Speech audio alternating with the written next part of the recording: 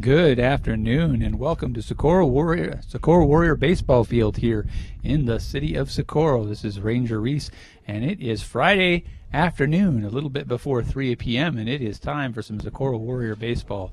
And here on the field, we've got the Cobre Indians warming up, and the Socorro Warriors out warming up too. We got some high winds and some overcast, so it's going to be interesting to see how the weather holds out for the game, but I won't jinx it.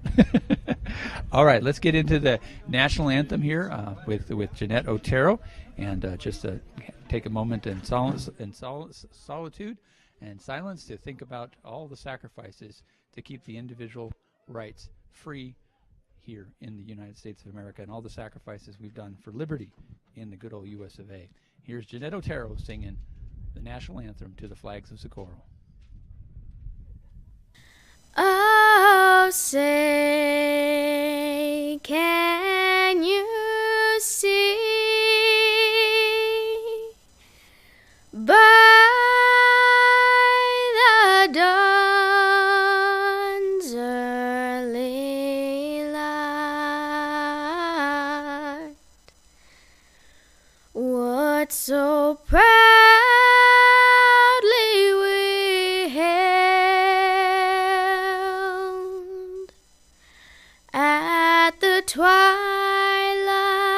last gleaming, whose broad stripes and bright stars through the perilous fight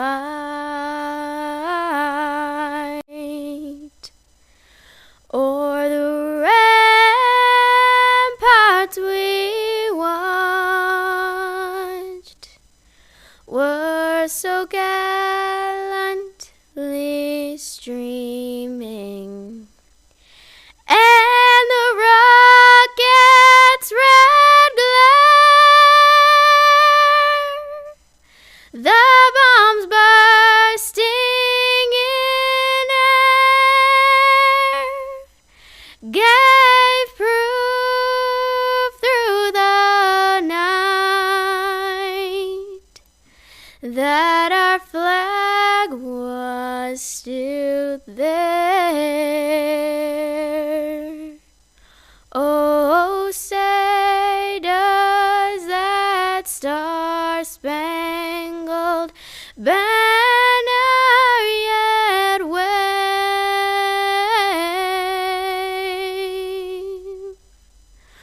o'er the land of the free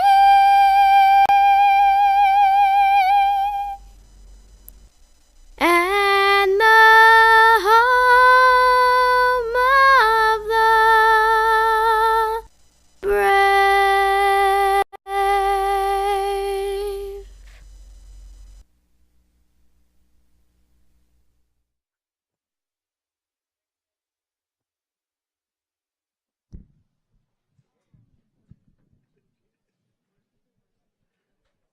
Okay, welcome back to Socorro Warrior Baseball from Socorro Warrior Field, and let me introduce to you the Big P Bear. Take it away, Big P Bear. Thank you, Ranger Reese. This is Big P Bear coming in at you from Socorro Warrior Baseball Field.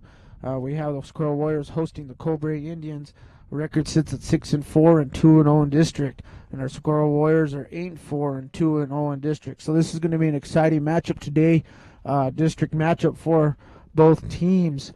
So let's see what the Warriors can bring today at this wonderful afternoon here at Warrior Baseball Field. So before we, as umpires and Coach Gonzalez is out there on the field talking, let's try to get the lineups in before the first pitch. So we're going to go ahead and get the visiting Cobre Indians. We have number 12, Zach Jimenez, is going to be pitching. Number 4, Zeke Dominguez is going to be at third shortstop. Number 16, Ben Salas, is going to be on behind the plate. Number 2, Nico Medina, is going to be in center field. Ciso Torres is going to be, Medina is going to be in left field. Ciso Torres is going to be in center. PJ Jimenez is going to be in right field. Number 17, Frankie Gomez, DH. Number 13, Gabe Ortiz is going to be at third. Robert Hernandez, number 8, is going to be second base, and number 23, Felix Dominguez, is going to be at first base. So that's your starting lineup for the Cobre Indians. And now for your Socorro Warriors, we have number 25, Andrew Garcia, is going to be behind the plate. Number 19, Victor Chavez at shortstop. We have number 12, Andy Otero at third base. Number 15, Clint Walborn at first base. Number 21, Isaiah Chavez at center. Number 8, Isaiah Otero at second base. Number 5, Payson Hicks is going to be in right field. Number 9, Damien Rosas is going to be in left field. And number 30, Damien's older brother, Xavier Rosas, is going to be on the mound today. So today, that's your starting lineup for your Socorro Warriors. So we're here at Warrior Baseball Field. We got a cloudy day, a little bit of a wind going. And so the Socorro Warriors are coming off a good win against Hot Springs on Tuesday. And the final score there was 18-3. So the Warriors played a great game in Hot Springs. They started off really hot. First couple innings, they scored 9 runs. They kind of slowed down in between those innings there. About the 6th inning is when they really blew it open. Scored plenty of runs. They had some good defensive plays in that game. One particular that I remember, that the bases were loaded for Hot Springs in the 3rd or 4th inning. I can't really remember. But bases were loaded with nobody outs. And the Warriors turned in a really nice double play. They scored a run. Hot Springs scored a run, but they turned a really nice double play that could have been a big inning for Hot Springs. So the Warriors did come out of that inning only allowing 1 run, followed by a strikeout after that double play. So that was a pretty good game there in Hot Springs for the Socorro Warriors. Everybody in the team and the lineup did contribute to that victory. So the Socorro Warriors are going to be facing a good Cobre team. The records are almost identical. The Cobre Indians are sitting at 6-4 and 2-0 in district, and the Warriors are sitting at 8-4 and 2-0 in district. So this is going to be a pretty good matchup here. So we're still here waiting. Coaches and both head coaches for Cobre and Socorro are at home plate meeting with the umpires, and they're probably discussing the field conditions and all that stuff going on there. So the Warriors are in their blue and white camouflage uniforms, white pants, camouflage shirts with blue letters and numbering. And the Cobre Indians are going to be in gray pants and red jerseys with white lettering and numbers. So we're here at Warrior Baseball Field, here with Ranger Reese and myself, Big P Bear. So we'll be bringing you live Warrior action in here just a few minutes. Thank you, Big P Bear. Hey, and I'm trying to get the Facebook interface. I can actually see my screen today. Oh, yeah, we were at Hot Springs, and Reese broke out this one blanket, and he looked kind of funny looking at his screen there, trying to see video and trying to operate the camera in that wind and the sun. But there, after about the 2nd or 3rd inning, we had some pretty good cloud cover there, and it stayed that way throughout the game, and it was actually really nice. The wind blew a little bit hard, but it wasn't too bad.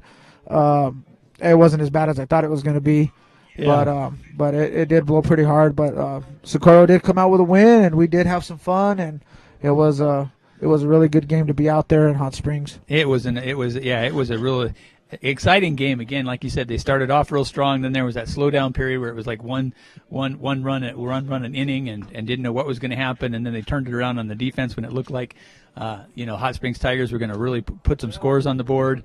And so it turned out to be a really exciting and a good game, and 18-3. So thanks for covering that for us, Paul, and telling on me about me and my blanket. Yeah, no problem. I had to give you a hard time about that. I mean, that was kind of cool. I mean, it was creative and it worked. So, I mean, whoever was there that didn't know what we were doing probably kind of looked kind of funny, but hey, it worked. And I praise you for being at least slightly prepared.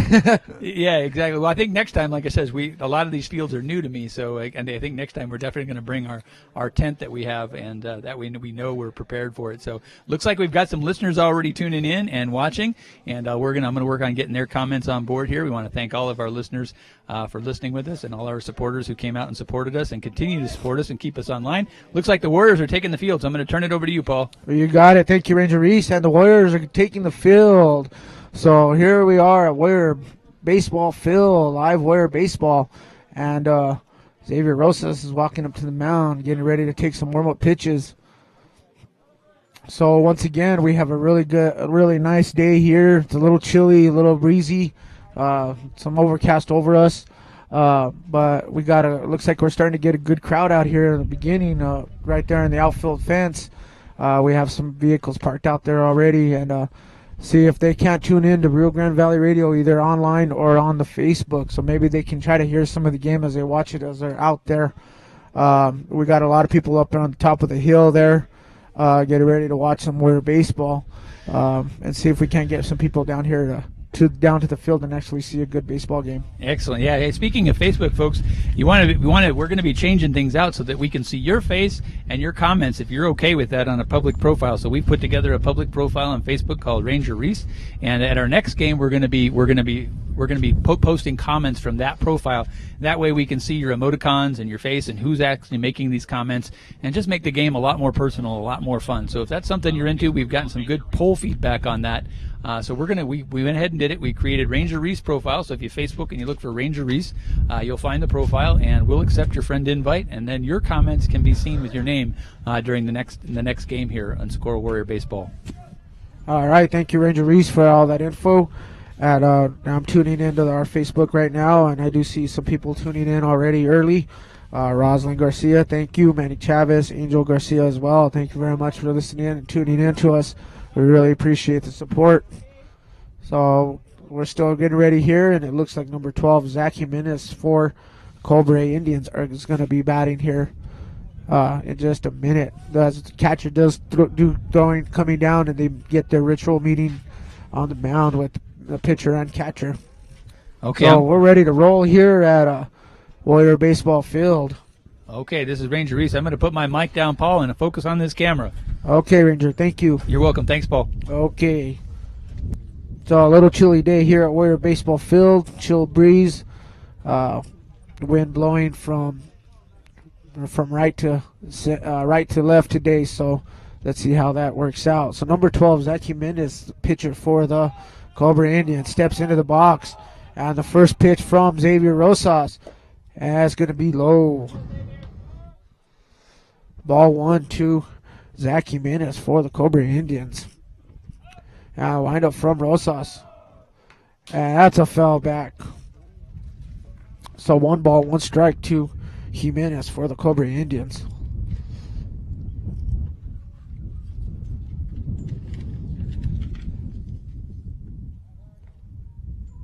And Jimenez gets the signs from his third base coach. And the pitch from Rosas. And it's a curveball, but called low ball. 2 balls and 1 strike to Jimenez.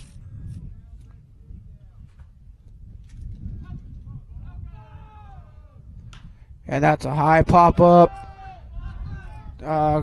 Catcher is going to make the catch. So that's going to be a pop foul fly out to the catcher Garcia for the Warriors. So that's going to be 1 out. 1 out for the Cobre Indians. I saw a small airplane flying in that had to divert its path because of that ball. It was so high. Yeah, I did have some hang time on there. So we got number 4, Zeke Dominguez. And he's going to be playing shortstop for the Cobre Indians. So 1 down, nobody on for the Warriors in this top half of the first inning. Yeah, that's a foul tip. 0-1 the count to Zeke Dominguez for Cobre.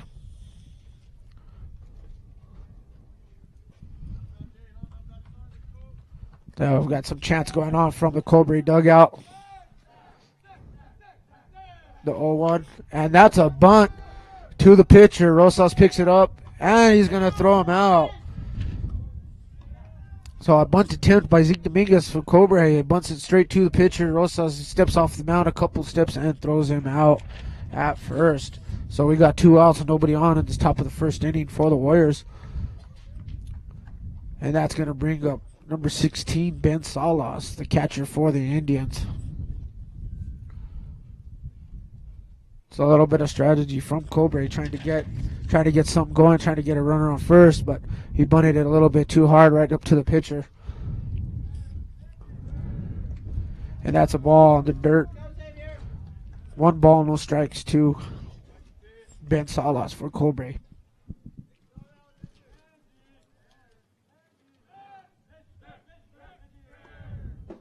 And that's a strike. Fastball right down the middle. 1-1 the count to Ben Salas.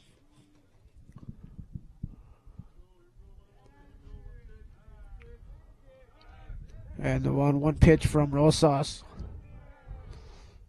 And that's a strike on the outside corner. 1 ball, 2 strikes. To Salas. He steps back into the box. The 1-2 count. And that's ball outside. Great block by the catcher, Andrew Garcia.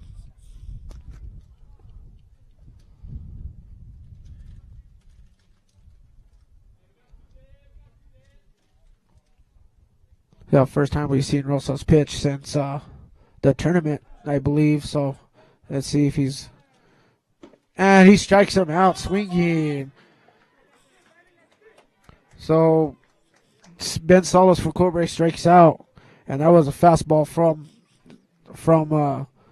Xavier Rosas. So nobody left on base, no runs, no hits, no errors, and we're gonna go to the bottom of the first inning. The Warriors be coming up to bat. What a nice first inning. That was a really good, a bunt out at the base and a strikeout. Yeah, a pretty productive little inning there. You got the first 3 batters. Xavier only had 11 pitches, 1 K. So that is a positive sign for that top of the first inning. So if the Warriors could just come out on the bottom of this inning and come out and try to get some stuff going, and maybe should try to produce something, and maybe we can get some early runs here against this good Cobre baseball team. Yes. Well, first of all, while we're waiting and we're warming up, we want to give a thanks again. This was a very trying year for Rio Grande Valley Radio, but it was also a year that we made history. We made the first televised Warrior football game from as far away as Raton here with Big P Bear back there under the football things. We also brought you televised basketball, and now we're doing baseball. And we really want to thank our sponsors that made this happen and helped us get through this year. And one of those is Roscoe Woods. Another one of them is John Harmio. And, again, A1 Quality Ready Mix. And you'll be hearing those names throughout the day, and we're running their ads here on the baseball thing just to give them extra coverage and extra appreciation. It's been a very difficult year for us in the community, but we really appreciate all the community's support, our audience, our fans, and most of all our sponsors who help us bring these games online to you free of charge here from Rio Grande Valley Radio. Okay, Paul, back to you. All right, Ranger Reese, thank you so much. I appreciate that. So we got Cobre taking the field in this bottom half of the first inning, and number 12, Zach Jimenez, will be the pitcher for the Indians. So this will be our first time we get to see today the Warriors on the bats and Cobre Indians on the field. So I haven't got to see Cobre play in a couple of years, and I know when I played in high school, they were always tough to beat. They were really good back in my day when we played.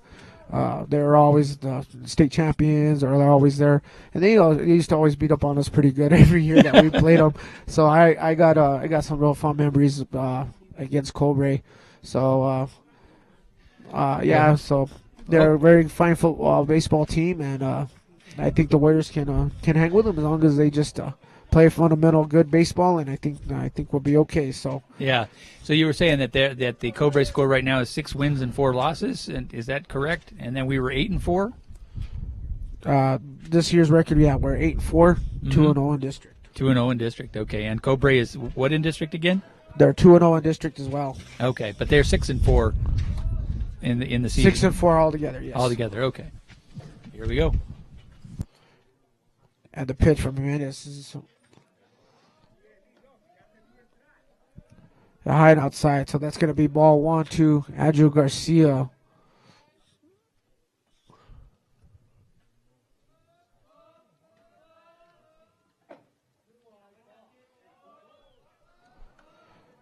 Okay, so that's called a ball. So 2 balls and no strikes to Andrew Garcia.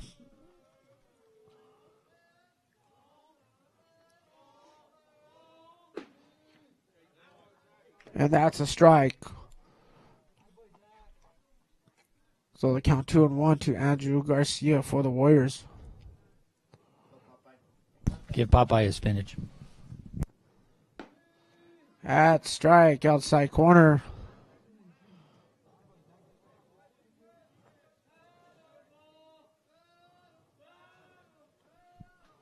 2-2 the count. So runner on first, runner on second for the Warriors. That's going to be ball 3 down in the dirt. So Jimenez for Cobre. So pitcher Jimenez for the Cobre Indians is having a little bit of a hard time here these last couple of batters.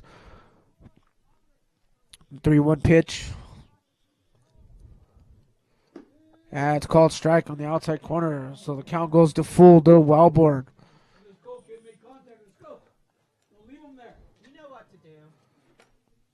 The runners on first and second for the Warriors. And that's a high pop-up. Second base, it's going to be infield fly roll. So the batter's going to be automatically out, and the runners will stay put.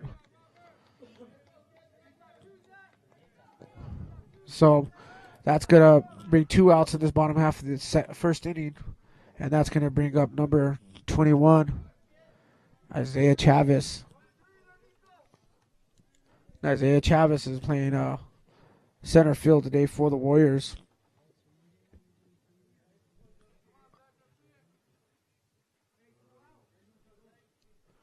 He had a pretty good game against, and that's a hit right. Yep, left center field. That's going to score Chavez. Hustling is Andy, rounding third. He's going to come in and he's going to score. So Isaiah Chavez with an RBI double brings in 2 runs for the Warriors. So that was a good shot right in the gap between center field and left field. And the center fielder couldn't catch up to it. And he just dropped it in there and scored 2 runs with 2 outs, both runners hustling and running on the play. Yeah, he saw a hole and he hit it right where they weren't. Yeah, so hustling on the play with 2 runs scored, so we'll have an early 2-0 lead here in the bottom of the first inning. And this is going to be number 8, Isaiah Otero, and he swings and misses. So that's going to be strike 1 on Isaiah Otero.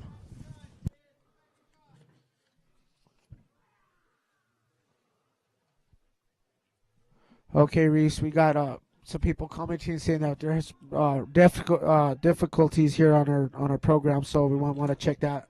Yeah, I already got it, and I already solved the issue, and we shouldn't have any other issues at this point. We're back on, and comments are coming through, and the scoreboard is up. Okay. So we have an 0-2 count to Isaiah Otero. And he strikes out on 3 pitches. Well, that's unfortunate, but we did manage to get 2 runs in. Yep, so we're here going to the top of the second inning, and the Warriors lead 2-0. They scored 2 runs on that RBI double by Isaiah Chavez. So that's a pretty good positive there. We needed those 2 runs, and maybe we can start getting something going here. Well, so we're at the bottom of the second inning, right? If we can do the same thing that we did last time, capitalize, get him out at first base and strike him out and don't let him make a run, and we should be doing good if we can keep that up. Right. Rosas is pitching very well thus far. Let's see if we can just keep going, and if we can get a couple of strong innings out of him, and that'll be really big help on our relief if we really need to go deep into our depth there.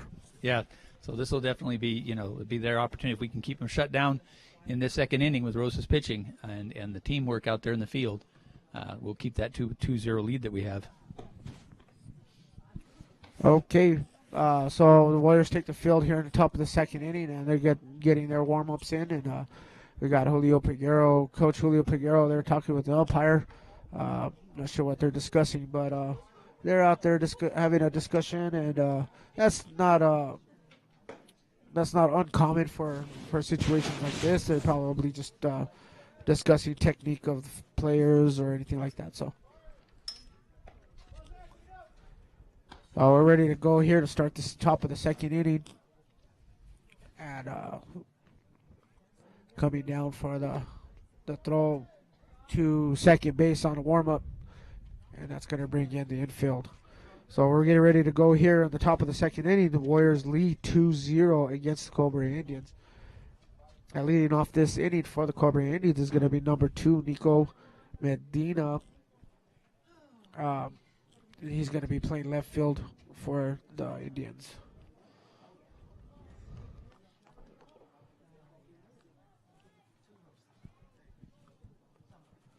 So here we go. A pitch from Rosas. That's ball high.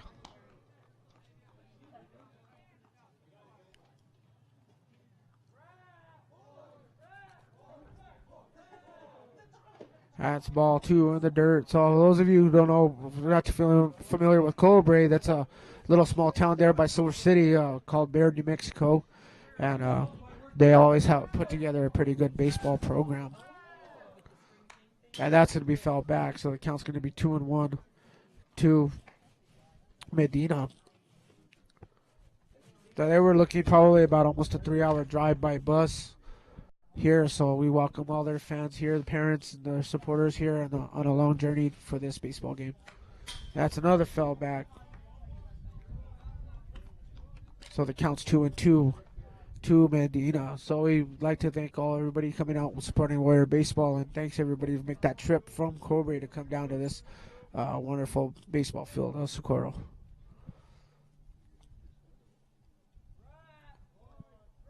The 2-2 pitch. Yeah, it's ball 3 in the dirt. That's a great block by Andrew Garcia, the catcher for the Warriors. Full count on Nico Medina for the Indians. And that's a high fly ball to right field. It's just trying to get to the gap, and that's going to drop. So that's going to be a base hit by Medina for the Indians. So the Indians with nobody out this top of the second inning, they have a runner on a bloop single to right field. And that's going to bring up number 3, Cecil Torres for the Indians. They got a runner on first for the Indians as Torres gets a sign from Mr. Base Coach. And Rosas from the stretch. And pickoff attempt. And it looked like he got him, but umpire called him safe, and he gets back safely head first. But that was a very close bang play at first base. So it was a good pickoff attempt by Rosas, but unfortunately, and that's a bunt attempt. So a bunt attempt picked up by Garcia, and he's going to throw him out at first, but that's going to get the runner to second base on a sacrifice bunt. So runner moves to second base with 1 out in the top of the second inning. So Medina was almost caught leaning too far there. Rosas put a good pickoff move attempt, but he slid back head first safely. And then the bunt attempt by Torres and picked up by catcher Garcia and throws him out at first base. Almost a miscommunication there by Rosas and Garcia, but Garcia was able to pick up the ball and throw him out at first.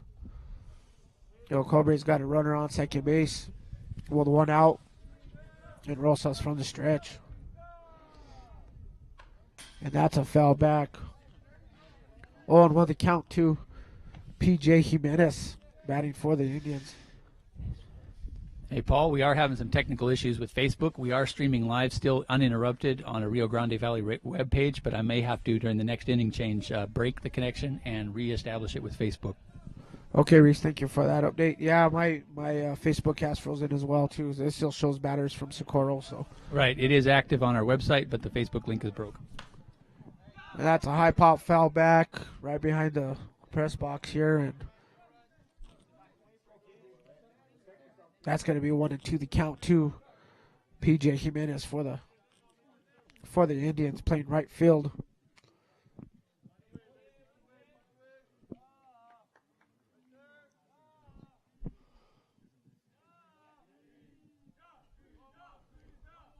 You're at the 1-2 pitch. And that's a high fly ball down the line by third base, but that's going to be foul righted by the batting cages of the Warriors.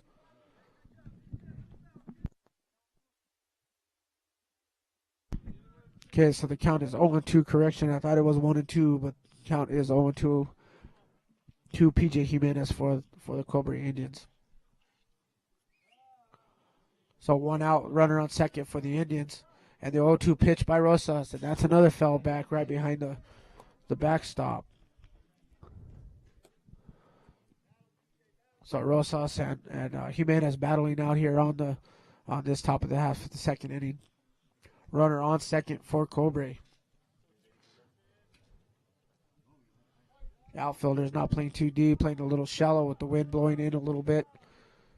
And that's strike 3, and they're going to catcher drops it down, but he picks it up and completes a strikeout. So that's going to be a strikeout by Rosas with the nice block by Garcia, and he throws down to first and he completes a strikeout. So 2 down in this top of the second inning. The runner still on second base for Cobre, and that's going to bring out number 17, Frankie Gomez. And it looks like he's DHing, or actually he might be playing first base for the Indians. I don't think they're using a DH today, but I have one in the lineup. And that's ball low to number 17, Frankie Gomez of Cobre. So 1-0 the count to Gomez.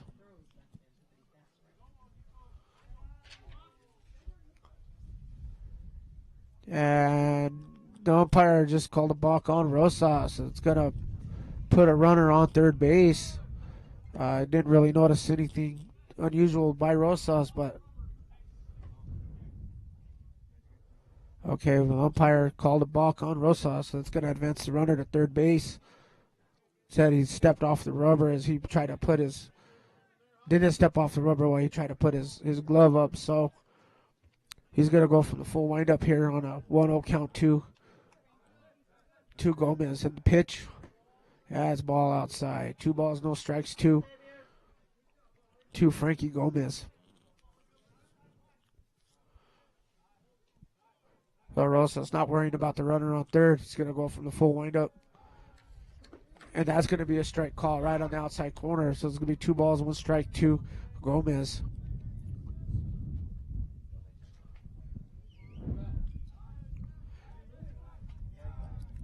And he went around, so that's a strike 2 call. So he tried to check his swing, but home plate umpire went ahead and gave him the swing away. So it's 2 balls, 2 strikes on Gomez. He couldn't hold up on that one. He went around about 3/4 on the plate. And that's a strike 3 call by Xavier Rosas. So Rosas with a runner on third, and he redeems himself from that balk, and he gets a strikeout. So that was a good top of the second inning for Rosas. He had a couple of bad pitches there, but he came back and he got that fastball and struck him out. Struck him out looking. So that ends the top of the second. 1 runner left on base. And the Warriors still lead 2-0. Okay, Paul, let me break us and see if I can get the Facebook connection back here real quick, and then we'll be right back after this. But I'm going to be breaking the connection to the Facebook and Rio Grande and reestablishing it because we have lost our Facebook listeners. Okay. Okay.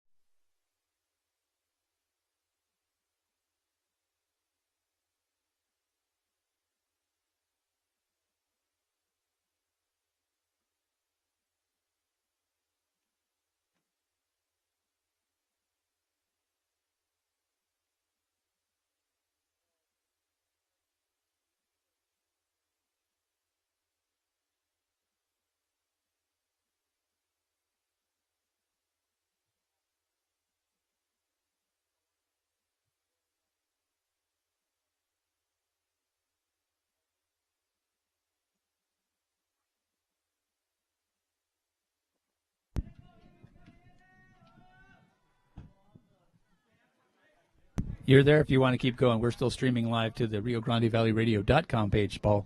Okay, Reese. So we're back here at Warrior Baseball Field, and we have number 5, Payson Hicks, batting the 1-0 count.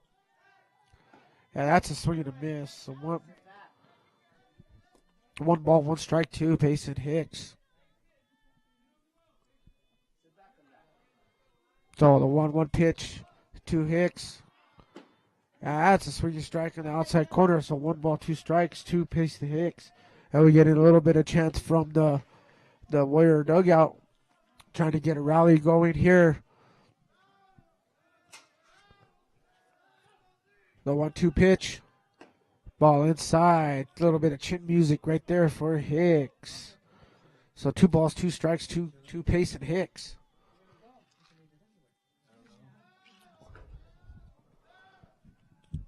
Nobody on, nobody out here in this bottom of the 2nd inning for the Warriors. That's strike 3. Swing strike outside corner. So 1 down in this bottom of the 2nd inning. And that's going to bring up number 9, Damian Rosas.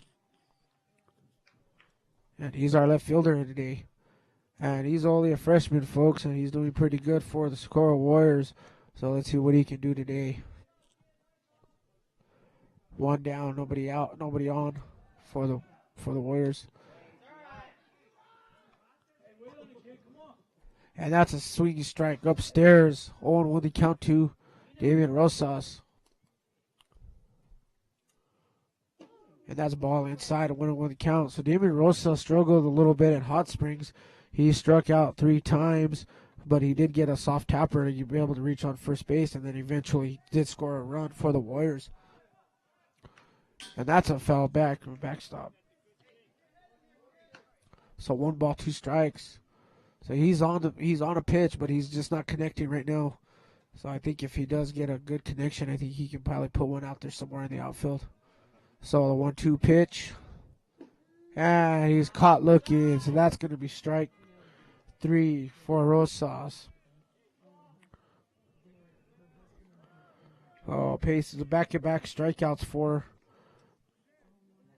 back-to-back strikeouts for Zach Jimenez. So Zach kind of used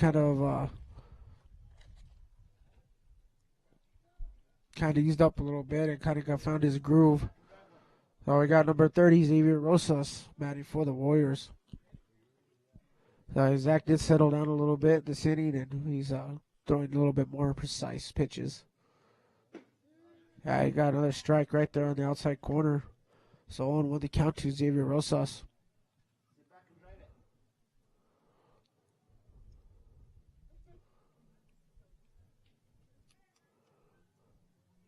The pitch from Jimenez.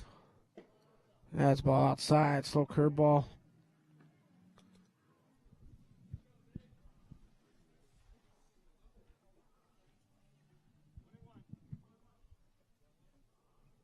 One and one pitch. And that's a high fly ball right up to the pitcher's mound. Capping under it is the pitcher, and he's going to catch it. So that's going to be 3 outs. It's going to be 3 quick outs for the Warriors. 1, 2, 3 inning for Jimenez and the Cobre Indians. So they're going to have no hits, no runs, and no errors, and nobody left on base for the Warriors. And we're going to go to the top of the 3rd inning. The Warriors lead 2-0.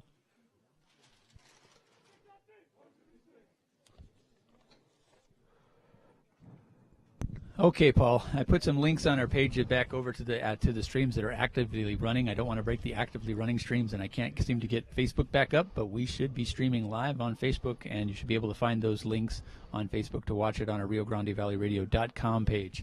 There, just watch here, and it'll take you right to the page if you can't follow our link. But we're sorry about that. Something technical happened with Facebook, and we're not sure what that was at this point, but we'll find out later. Back to the ball game with Big P Bear. All right, thank you, Reggie Reese. Appreciate it. So we're back here. We're going to start the top of the 3rd inning. Here the Warriors lead 2-0. As Xavier Russell's out there doing his warm-up pitches. And leading off for Cobre Indians is going to be number 13, Gabe Ortiz. for the Indians. He'll be getting ready to step into the box here.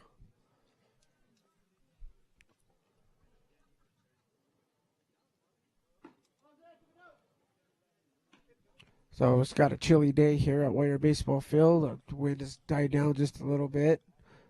Got some good cloud cover over us. Looks like there might be some rain or snow falling up north of us a little bit, just past the Palmadera Mountains. Well, let's see how this weather sticks out with us for the remainder of this ball game.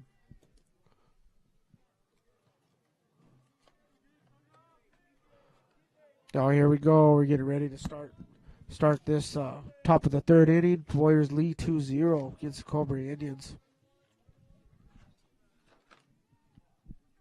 Xavier Rosa so far, this has 3 strikeouts. And a pitch from Rosas. And that's ball. It's going to be in the dirt. 1-0 to Ortiz for Cobre.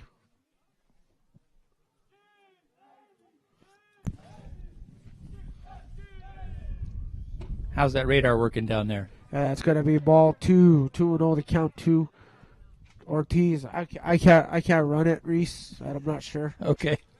We tried, and also tried running it, but he said it's not really working that well. Strike. All right, stay focused. I'm sorry to interrupt. No, it's all right. So that's ball 3. 3-0 the count to Ortiz for Cobre. 3-0 pitch from Rosas. And it's ball 4. So 4 pitches, and he's going to walk Ortiz. So early on, leadoff runner for this inning for Cobre has a runner on first base.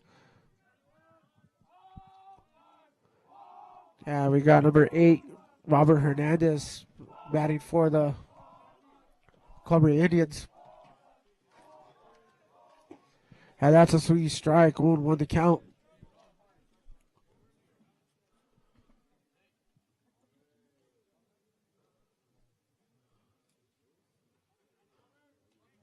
Hernandez gets a sign from his third base coach.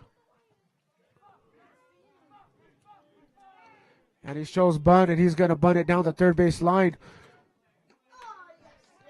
And Otero scoops it up and does a nice play to first base, and a real good stretch by Clint Wildborn to get the out. So a good play by the third baseman Otero, but that's gonna move the runner over to second base for the Indians. So a sacrifice bunt pays off. They always like to say they like to get the out to get the runner closer. So I got a runner in scoring position for Cobre Indians. That's what the leadoff batter, number 12, Zach Jimenez, batting for the Indians. So that's 2 balls and no strikes to Jimenez for the Cobre Indians.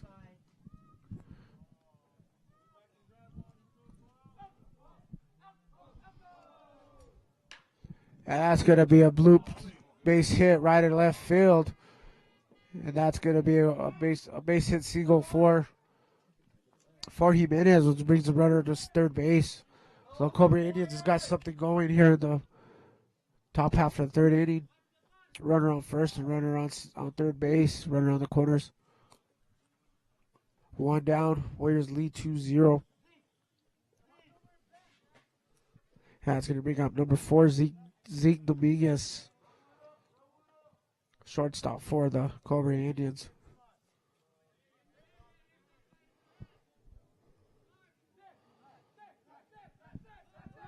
And he shows bunt. And a throw down to second base, but being there safely by Zach Jimenez. So now the Indians have a runner on second and runner on third with 1 out. So a risky throw to second base by Garcia with a runner on third, but fortunately the runner stayed. And that's a fly ball to shortstop, and that might be an infield fly rule, but Victor Chavez is there to make the catch. So that's going to be 2 outs with a runner on second and third for the Indians. So a good play by the shortstop Chavez to make that catch. Wind doesn't feel like it's blowing too hard here, but I can imagine on the field it's probably swirling around up there and trying to make that high fly ball a little bit difficult to handle. But he did a good job camping under it and getting it out. And that's going to bring up number 16, Ben Salas for the Cobre Indians.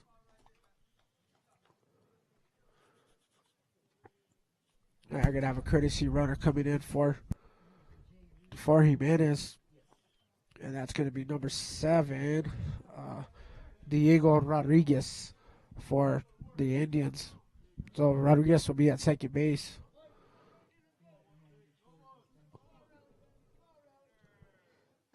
That's a strike call. Did you get the speed on that, Reese? I'm working on it. I'll have one here shortly. Okay, thank you so much. Appreciate it. Number 13, Gabe Ortiz is on third base for the Indians. And Xavier Rosales coming with the full windup, not worrying about the runners on second and third with 2 outs here in this top of the third inning. And that's going to be ball low. 83 miles an hour. Did you say 83? I said 83.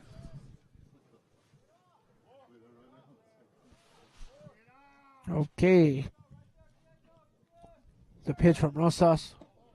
And that's ball. It's going to get past the catcher, and number 13, Gabe Ortiz, is going to come in to score.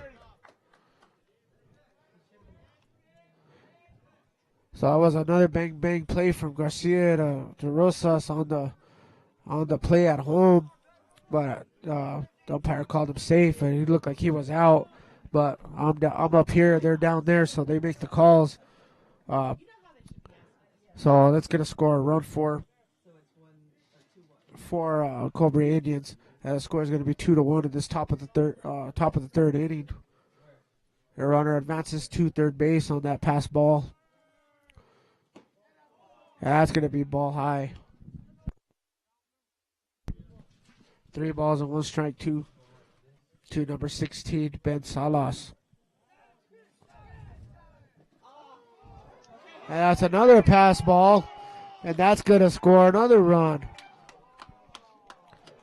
So 2 pass balls is going to score 2. The Cobra is only 2 runs. So we're all tied up at 2-2 here at the top of the third inning. And Rosas and Otero are going to meet at the mound real quick to have a discussion.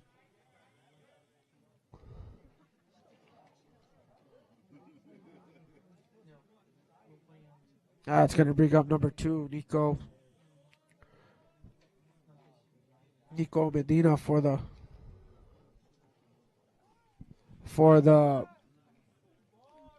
Indians.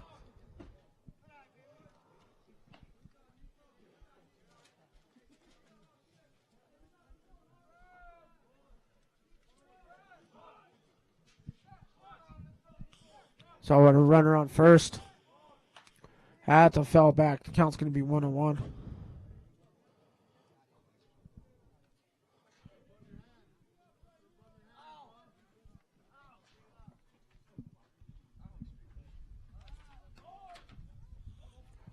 The count. And a pickoff attempt, and he's going to get the runner on first. That's going to be 3 outs. So Cobre does get 2 runs on 2 pass balls.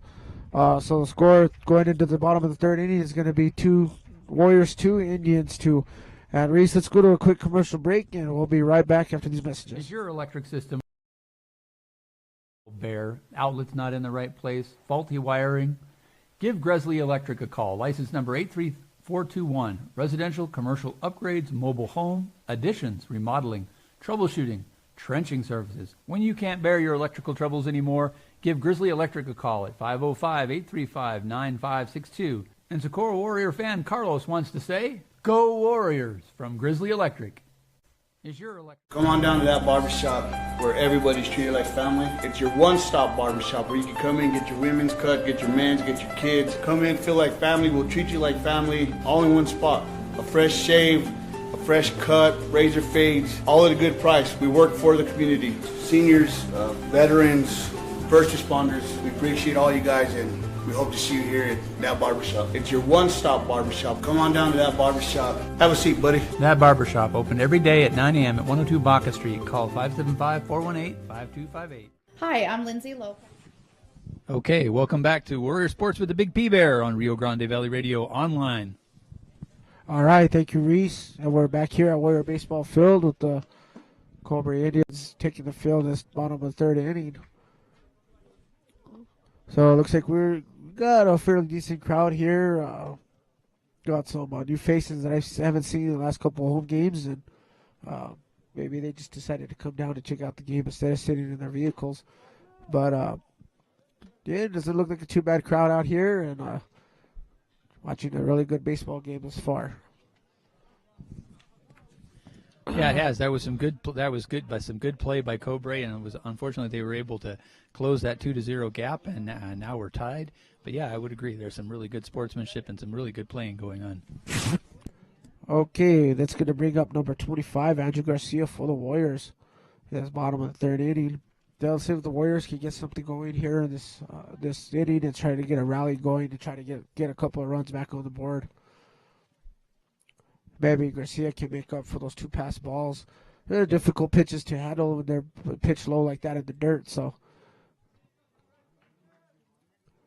and here's a pitch from Jimenez, and that's going to be called strike. 0-1 to count to Garcia.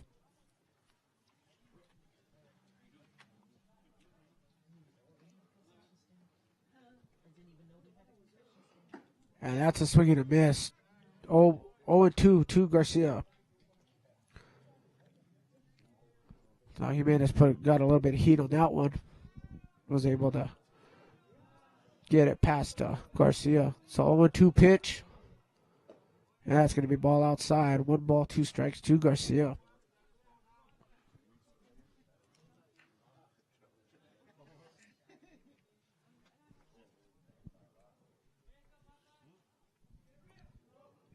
Oh, 1-2 count. And that's a shot up the middle, right to the second baseman, and he's going to throw him out pretty easily there. So it was a good line drive shot right up the pitcher's mound, and second baseman was able to recover it and throw Garcia out. So 1 down in this bottom of the third inning with number 19, Victor Chavez, coming up to bat for the Warriors. Steps into the box.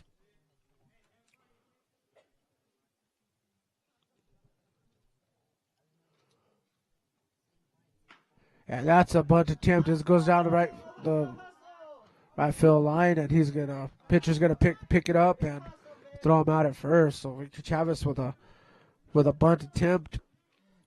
Pitcher gets off the mound quickly and recovers and throws him out as Chavez slides head first into first base, but not in time. So we got 2 outs in this bottom of the third inning. We have a tie score here, 2-2. And that's going to bring up number 12, Andy Otero, for the Warriors.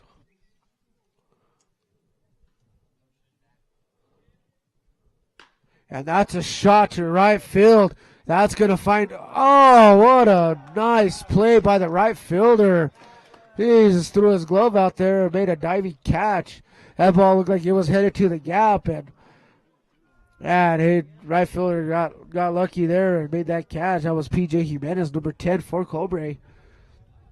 But a well-hit ball to right field, and looked like it was going towards the gap. But that right fielder for Cobre just made a spectacular play out there and got the out. So that's going to hit then we're going to go to the top of the fourth inning. And we're still tied at 2 here at Warrior Baseball Field. Well, we definitely have 2 well-matched teams. That seems to be the case. Yeah, I believe so. I think these 2 teams so far has matched up pretty well. So far right now, I believe they're the 2 top teams in the district at this point right now. So this is a pretty good battle going on today. We're already in the top of the 4th inning, and the score is only tied at 2. So only 4 runs total score in this ball game up to this point. All right, and so we've like I said, we've lost some of our comments because we lost our live feed, but we are continuing to go and got a great, exciting game here. I just don't want to interrupt it to to fix the Facebook links, but we do have it actively running on a couple different places, and you can find those feeds on Facebook. So if you click on those links, you'll be able to join us live in real time here from Rio Grande Valley Radio. So thanks for your patience. We'll take a look at it and make sure we fix it for next time. All right, Ranger Reese, thank you so much. So we're getting ready to start this top of the fourth inning. And number 2, Nico Medina, left field for the Indians, will be coming up. And that's a shot to right up second base, and that's going to get through. So that's going to be a base hit single for Medina for the Cobre Indians. So that's a second base hit of the game for Medina. So nobody out with Werner on first. And that's going to bring up number 3, Cecil Torres for Cobre. So that was a good shot right over second baseman. And that's going to be a bunt attempt as Rosas handles it and is able to throw out Cecil Torres, but advances the runner to second base for Cobre. So that seems to be the theme today so far for the Indians, is they're trying to get strategy here and bunt the runners over. So Cobre's got a runner on second base with 1 out.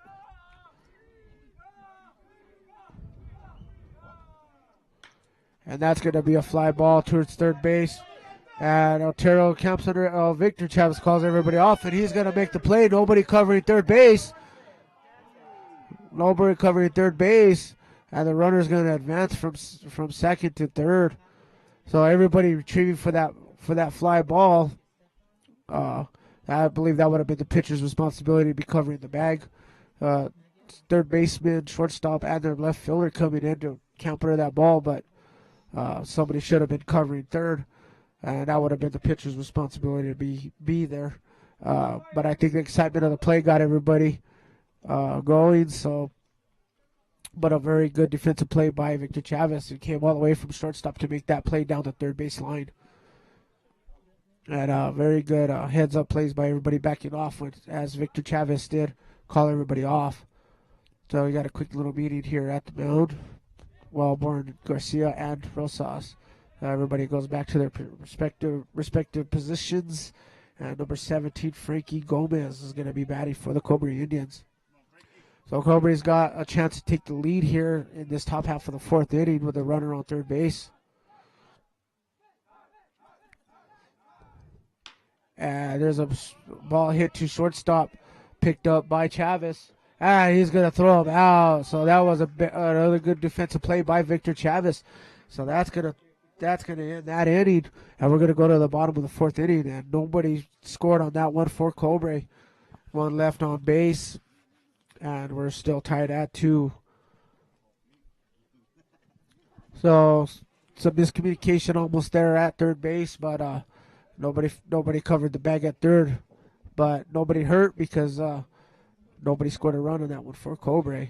So let's see if the Warriors can come up this bottom half of the inning to try to get something brewing and maybe try to get a rally going, get a good inning going here. Let's see if we can get that 2 point spread back.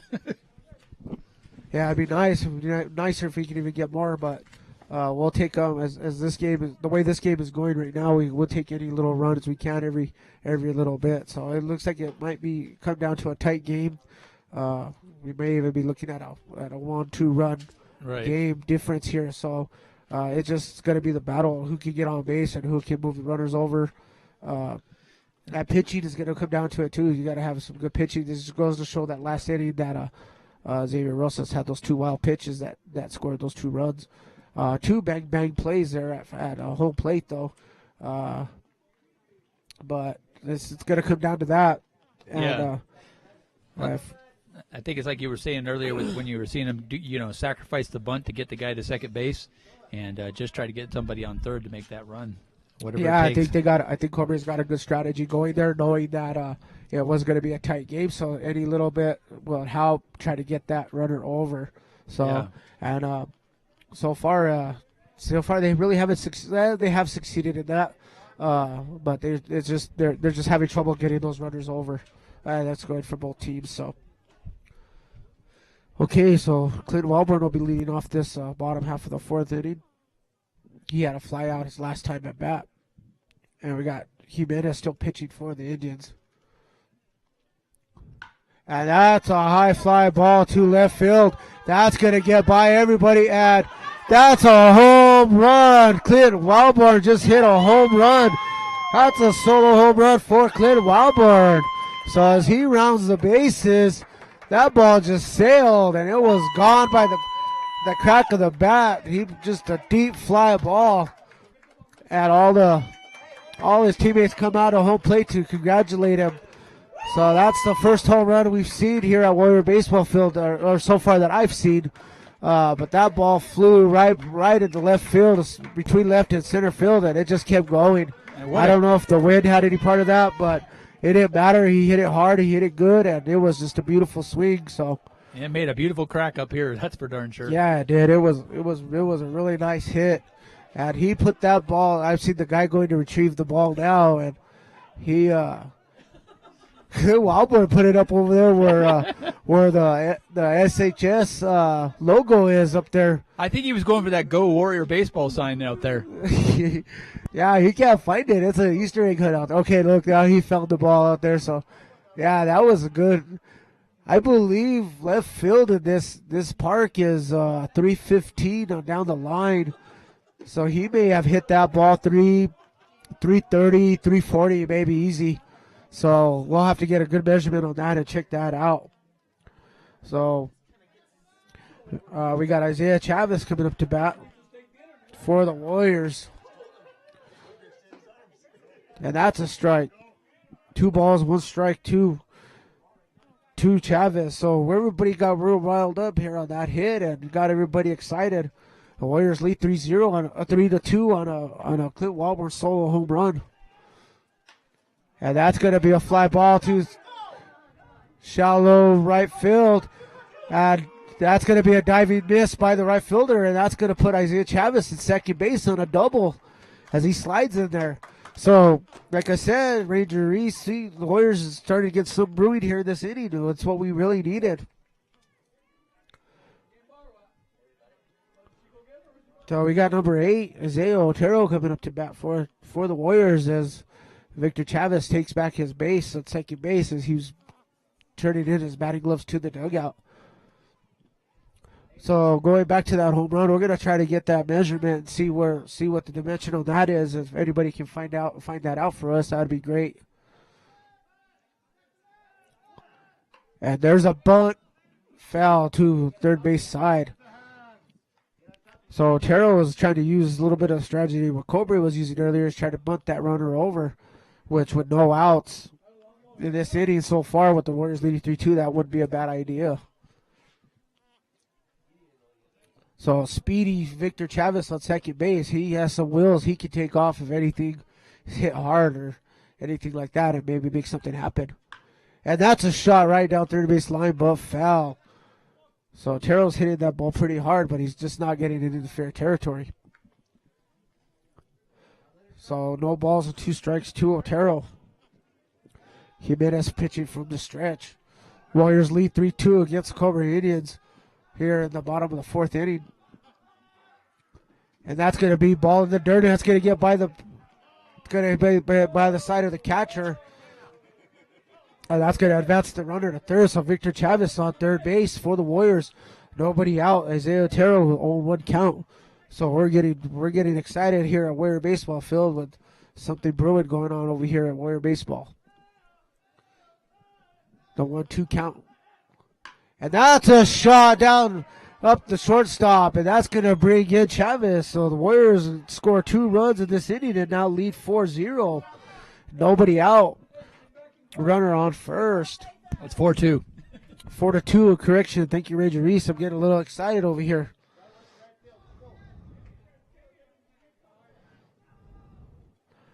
And that's going to bring up number 5, Payson Hicks.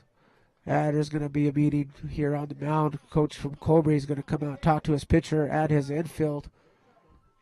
And I don't know if he's going to make a change here or he's just talking to him, just trying to settle him down. The Warriors are really, this inning, they really got to get the ball good and handle the ball. So let's see how. Okay, so everybody goes back to their respective positions, and they're going to leave Jimenez in there, it looks like. I think this was just a calm down meeting and get everybody situated and make sure that we're all on the right track. So here we go. We begin play. Payson Hicks. So yeah, I got Clint Walborn's mother here, and she's walking right by me, and we just gave high fives to each other. She's pretty excited about that solo home run her son just did. It started this rally inning. So everybody's pumped up here on my side, and I like it. I love the energy here, and hopefully we can keep it going. So that's going to be 0-1-2 Hicks. Runner on first for the Warriors. And that's a shot to right field. And he makes a line drive catch. And it was going to turn double play. So Terrell gets caught up in the base path with the line drive hit to right field. And right fielder makes a heads up throwing play to first base to get Otero. So with no outs, now is all of a sudden 2 outs. So the rally kind of died here a little bit. But the Warriors do lead 4-2. And we got Damian Rosas up to bat. And Damian slaps a shot right down third base line, and that's going to drop fair ball. And that's going to get past the left fielder. Damian Rosas is going to hit a second base, and he's going to have a stand-up double. So freshman Damian Rosas, it's a stand-up double with 2 outs in the bottom of the 4th inning. So everybody getting a piece of the action here. Unfortunately, we had that double play made here just a few minutes ago. That's going to bring up number 30, Xavier Rosas, is Damian's older brother, which is a junior. So Rosas has a chance to bring in little brother Damian Rosas on if he can connect on a good hit here. So we got a ball outside call to Rosas. Want to know the count.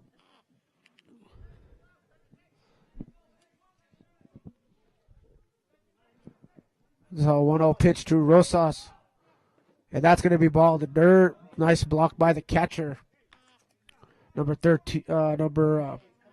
16, Ben Salas. The runner on second base, which is little Rosas. And batting is big Rosas. 1-1 pitch. And Rosas hits a fly ball to third base, and that's going to be routine fly ball. It's going to be a routine out. So the Warriors do get 2 runs this inning on a solo home run by Wellborn and an RBI single by Hicks. So we're going to the top of the 5th inning, and the Warriors lead 4-2. So the Warriors did get those 2 runs back, just like you said earlier there, Reese. You wanted that two-run differential, and now we got it back. So now let's see if we can play some tough defense and try to get a 1-2-3 inning this next one. That'll be a good positive momentum booster, and maybe we can continue on the bottom half of the next innings here for the Warriors. Yeah, let's see if we can keep them off of first base or get them out when they try to get to first base, and see if we can take and shut down some of those bunts that they do. And I would vote for holding them right where they're at. 2 points is enough for them. Okay, Ranger Reese. I'm still kind of curious to see how far that home run went, so I'm going to try to do some research down here and try to find that out.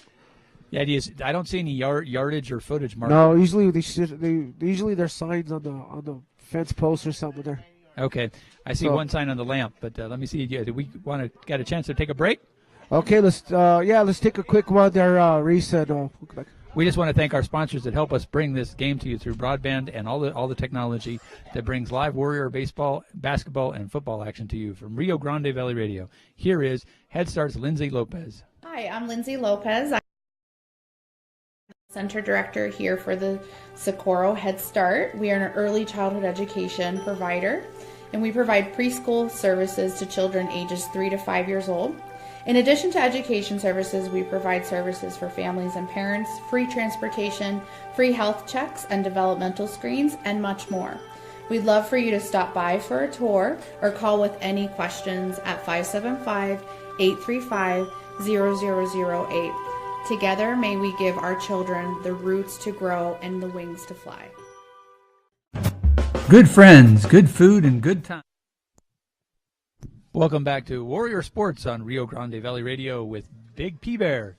All right, here we go, Reese. We're starting up this top of the 5th inning, and we got number 13, Gabe Ortiz, batting for the Indians. So I'm just guesstimating here. That home run went, I'm guessing about 330, 335, somewhere in that area. Maybe a little farther, but that's a strike call on the outside corner for Rosas. So as Coach Ray Gonzalez was walking by, and that's ball in the dirt. As he was walking by here a minute ago, I had asked him about approximately how far that ball was hit. He said it felt like 500 feet because that ball just sailed. So, but we're looking at about 330, 335. So two balls and one strike to Gabe Ortiz for the Indians.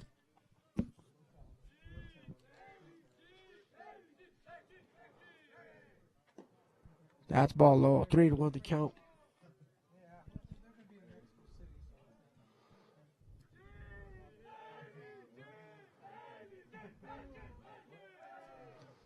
And that's a high fly ball to shortstop. Victor Chavez calls everybody off, and he's going to make a catch. So that's going to be one out in this inning here. And that's going to bring up number 8, Robert Hernandez for the Indians. So this is the bottom of their order for Cobre. So let's see if the Warriors can take advantage of trying to get through these next two outs and get into go into the bottom half of the inning and try to get some more things going for the Warriors. So that was a foul ball. So we're gonna have 0-1 to count to Robert Hernandez. So the 0-1 pitch from Rosas. And a swinging strike, so that's going to be 0-2 count to Hernandez, Cobre.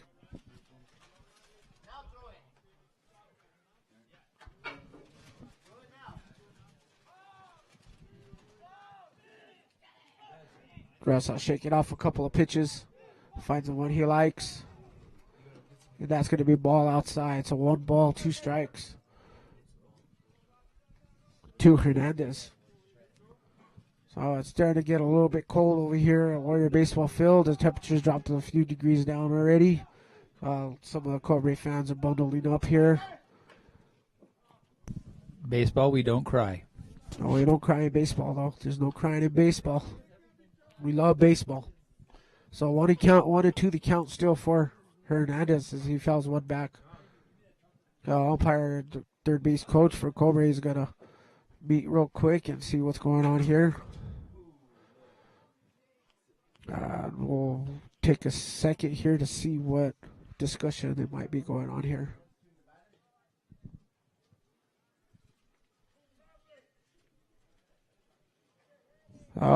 Cobre third base coach is complaining about something, but I'm not sure really what it is.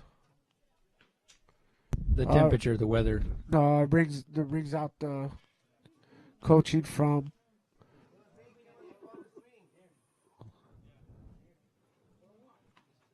This is a staff meeting. no,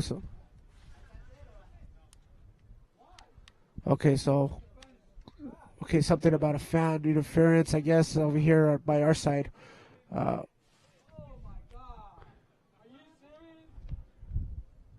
Okay, so I guess one of the fans yelled swing batter, and apparently that's illegal in baseball, so I've never really heard of that situation, but third base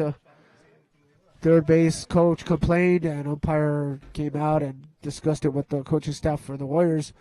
So apparently you can't see swing batter in baseball. I don't know where that rule came out of the blue,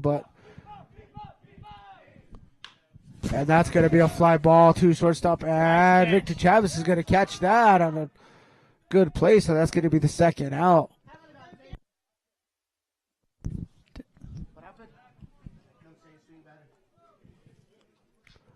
Okay, so we got one of the fans up here next to us who's yelled swing batter as the pitch was getting released, and apparently fans can't yell that out, nor players, I'm guessing. If the fans can't do it, I'm pretty sure the players can't do it, so no heckling on the players at Warrior Baseball Field.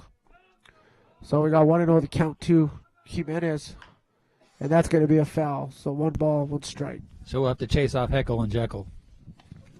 Yeah, I've never really heard that rule that you can't say that. I mean, I can see kind of that as the players are yelling that, but from a fan point of view, I don't understand that. But rules have changed over the years, I guess, and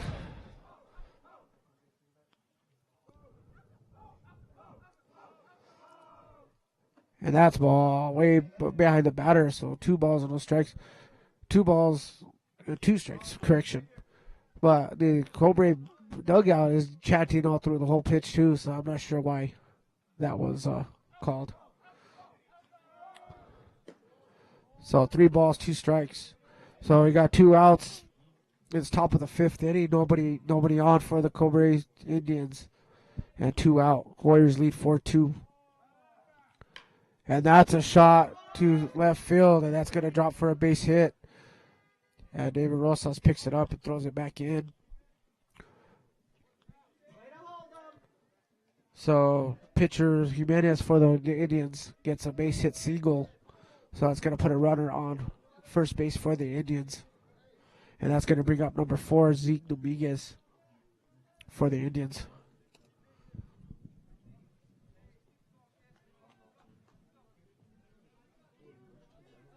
So I guess the fans got to be quiet here at the baseball park for high school baseball there, Reese, and I'm not sure why that is, but maybe we could get Coach Gonzalez or someone later on to explain the rule. It's called Aretha Franklin, RESPECT. Yeah, Tell you what it means to me. Yeah, I understand the sportsmanship and all that stuff, but okay. I mean, that seems heckling right there by the dugout. Yeah, that's kind of what I'm saying. That's a fly ball to first base, and little short fly ball, but it looks like the wind might have had a little havoc on that one there, but Nice. Wildborn was able to camp right under it. Okay. Get the final out. So that's what I wanted. I wanted no hits, no runs. Well, they did get 1 hit. Well, they got 1 hit, but they didn't get any runs. They got 1 hit, 1 left on base, and no runs. And so we're going to the bottom of the 5th inning. The Warriors lead 4-2. Let's go ahead and take a quick break there, Reese, and we'll come back in just a few minutes. Okay, 1 second here.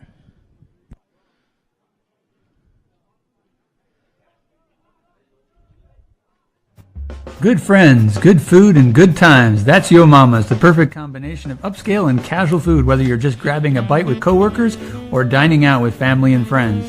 Eat happy at Yo Mama's, located at 913 North California Street, Socorro, New Mexico. 575-838-3962. Open Monday, Wednesday, Thursday, Friday, and Saturday, 11 a.m. to 9 p.m., and Sundays, 12 p.m. to 8 p.m. Remember Yo Mamas and eat happy the next time you're in Socorro. The Woods Law Firm, attorney and counselors at law, assisting clients to make the right decision in general practice law, which includes divorce, family law, litigation, trial, mediation, administrative and government relations, criminal, contract, real estate, personal injury, business, probate, and appeals. Located in the city of Socorro, the Woods Law Firm is here to assist clients in making the right decision. Call 866-440-2380 to make the right decision in your legal matters.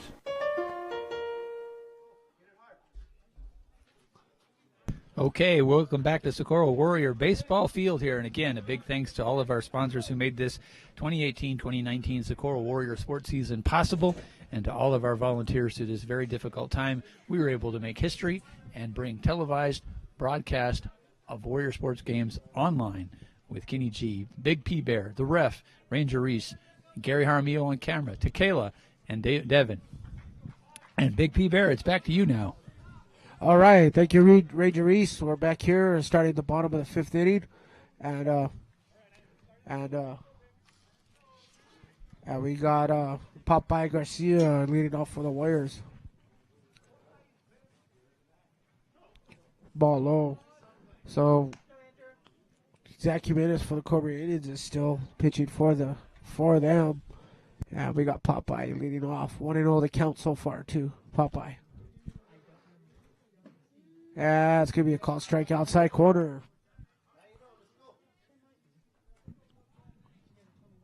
1-1 the count to Garcia.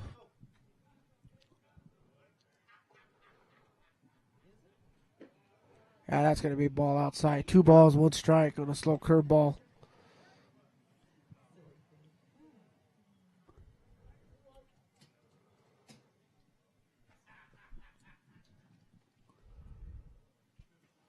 Yeah, it's going to be a ball outside. 3 balls, 1 strike.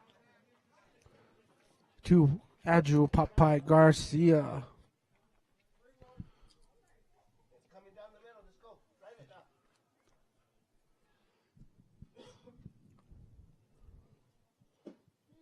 It's a call strike on the outside corner. So the count goes full to Garcia. Nobody out. Bottom of the 5th inning. Warriors lead 4-2. And that looked like a cutter.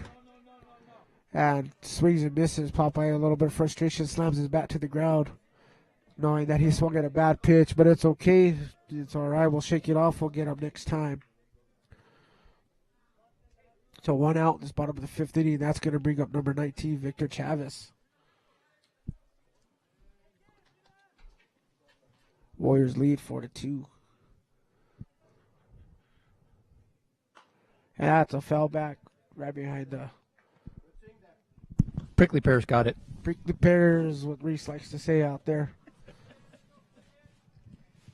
Jimenez for the Cobre Indians. He pitches from the stretch all the time, so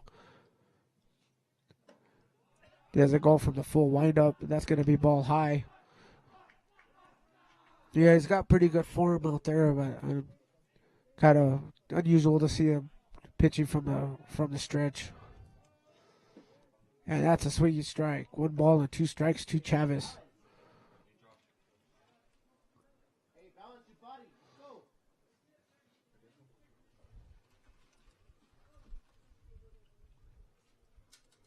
The 1-2 pitch. And that's ball inside. 2 balls, 2 strikes to Victor Chavez. 66 miles an hour. All right, 66 miles an hour.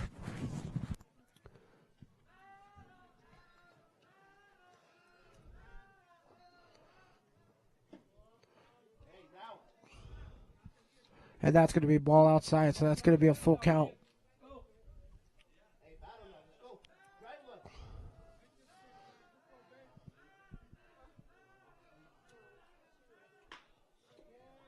And that's a high fly ball.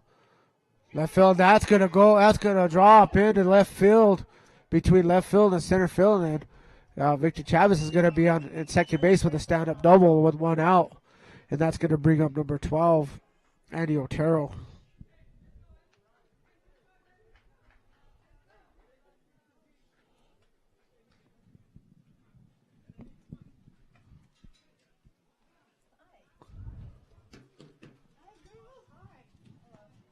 So with 1 out, runner on second for the Warriors, Otero comes up to bat. And that's going to be ball outside on a slow curveball.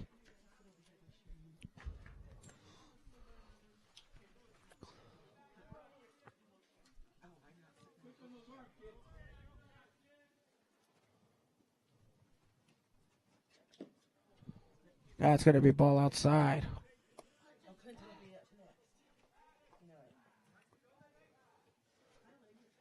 Two balls and 1 strike to Isaiah Otero. Andy Otero. 2-1 pitch.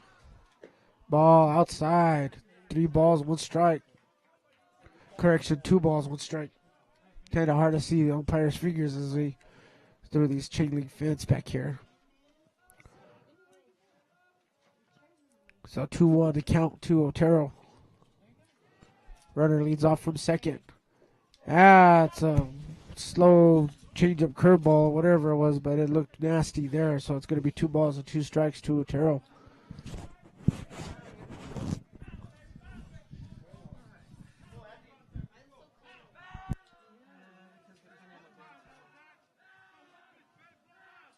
And he takes off for third, and that's going to be a shot to shortstop. Shortstop's going to throw him out at first, but Victor Chavez goes to third base on a stolen base attempt, but a fielder's choice by the shortstop for Cobre, so that's going to be 2 outs. That's going to be 2 outs for the Warriors. Clint Wellborn coming up to bat with a runner on third. It's Wellborn. His last time at bat, he hit a solo home run that went about 330 feet to left field, just right there by the Socorro High School landscaping out there. Right over the Go Warrior baseball sign. Yeah, and it landed right in the design right there where the kids made, right there somewhere. So it was a pretty good shot. But I hear you about the fence. I'm eyeing a new place to film from. So that's going to be a ball. One ball, no strikes to Clint Wellborn. He homered his last time up. Started that rally. That's going to be ball outside. 2 balls, no strikes. So Wellborn, after that home run at this bat, he's being a little bit disciplined, and he's not trying to chase anything funky or not trying to get anything, trying to get ahead of anything. He's just waiting for a pitch he likes, and maybe he can drive it somewhere to the outfield and score another run. Wellborn calls time. He steps out of the box, checks his signs from third base coach. He steps back in. We're ready to go back to play.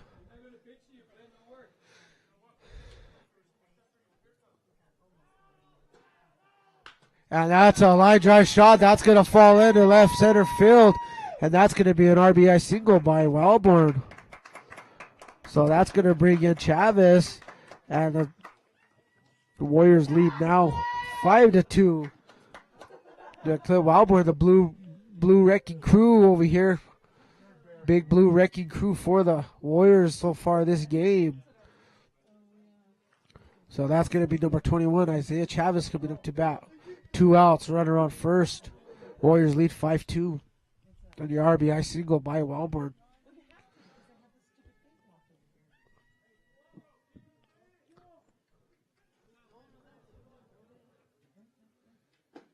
That's going to be ball outside. So Isaiah Chavez will be batting. And he had an RBI early on in one of the early innings as well. So Wellborn takes his lead at first.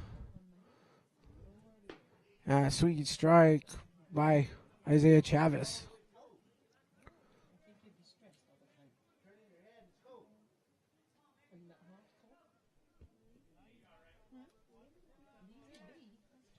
All right, the pitch from Jimenez. And that's going to be a high fly ball right behind home plate. It's going to hit the press box back here. Reese, you all right back there? I heard a big thump. I don't know. I'm shaking. All right. Yeah, I heard a thump up there, so I don't know. That ball hit somewhere about near you somewhere. So Wellborn takes his lead. And a pickoff attempt to first base, but Wellborn is back safely, standing up.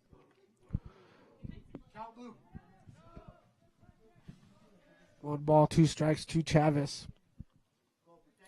2 outs at this bottom of the 5th inning. Warriors lead 5-2. And that's ball inside. Good pickup by the catcher from Cobre. Has to hold the runner at first base.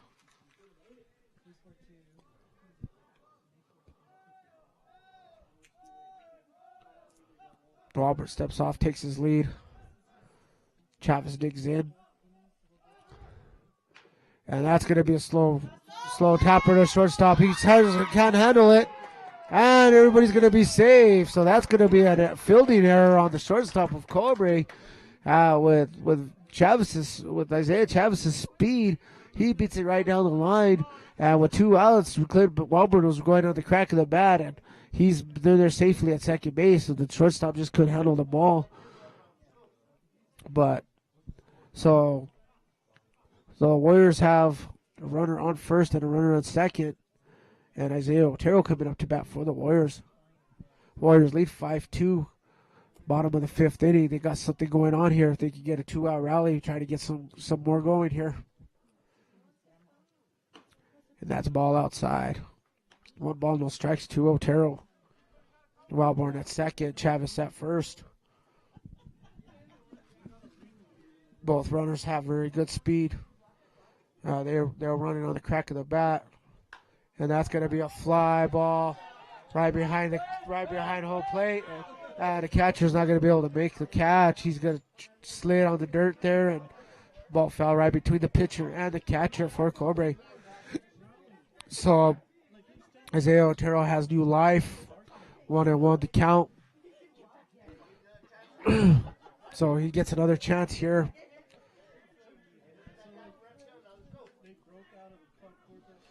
So there is a gap right there, right between third base and shortstop. If he can just slap it right down that way. And he does, and it's going to be a drive. Oh, that's going to go foul. It was a good drive, but it just drifted foul right about 3 or 4 feet from the line of left field. So once again, Otero stays alive. It's going to be 1-2 to count. But that was almost just where I called a shot out there, but it just drifted foul. So runners on first and second for the Warriors. Wellborn and Chavez. And they struck him out looking. So that's going to end the 5th inning. But the Warriors do get a run on an RBI single by Wellborn. So 2 left on base for the Warriors. 1 run in.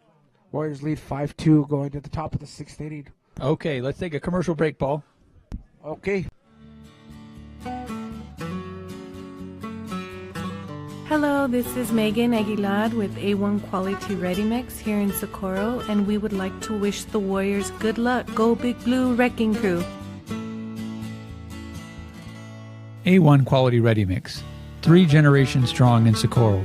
The right mix for your success. A1's exceptional concrete products are matched by a staff of fully competent concrete specialists to help you with concrete services.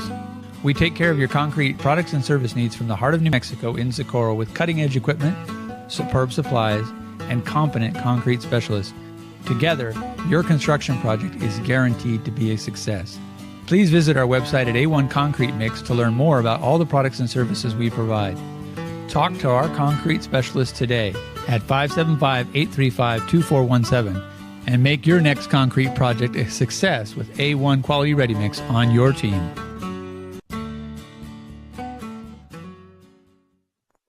Okay, welcome back to Socorro Warrior Baseball Field on Rio Grande Valley Radio with the Big P Bear.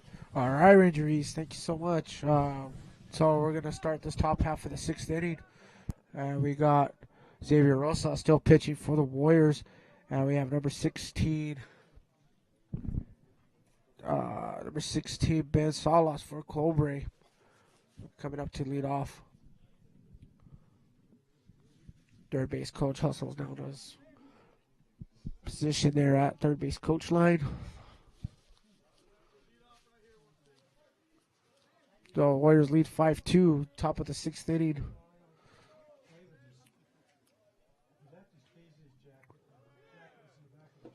And that's ball low called. 1-0 to count to Salas.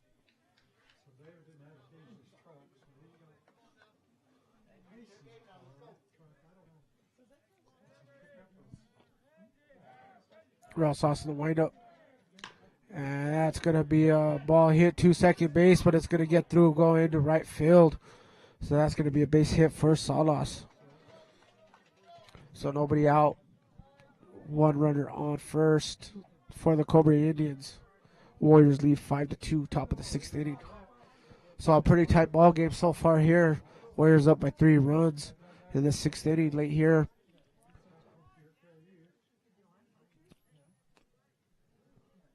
Yes, but nobody can nod off. You've really got to pay attention, both defensive and offensively, on this one. You can't fall asleep out here. It's too much of a tight game to be snoozing out there on the field. Yeah, you got some really good plays going on. All right, so it's going to bring up number 2, Nico Medina for the Indians. Runner on first, and that's ball low. checked his swing, but he was able to hold up.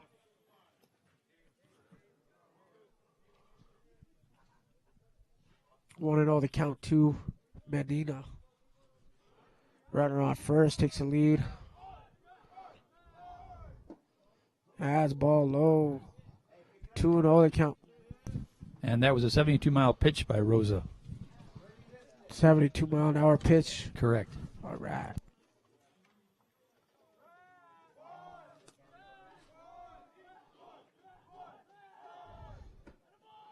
So the 2-0 pitch was high, up and high, so it's going to be 3-0 the count to Medina. Runner on first for Cobre. Nobody out. 3-0 the count.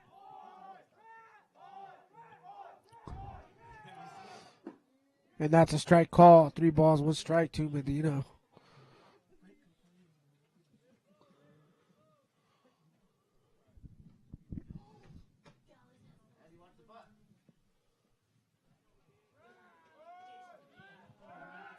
Pickoff attempt to first. Back safely, diving head first. He's keeping it dirty. Got to get the uniform dirty. Salas on first for the Indians. Takes his lead. And there he goes. He's going to try to steal second base, and that's going to be a foul ball. There's another thump, Reese. You have a ball magnet back there. I'm getting frightened from my camera over here. Ranger Reese, the ball magnet. Just start calling Ranger Reese. Just as long as you don't tell me to eat it.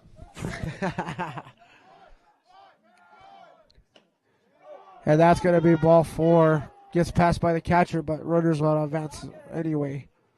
So with nobody out, Cobre's got something doing here.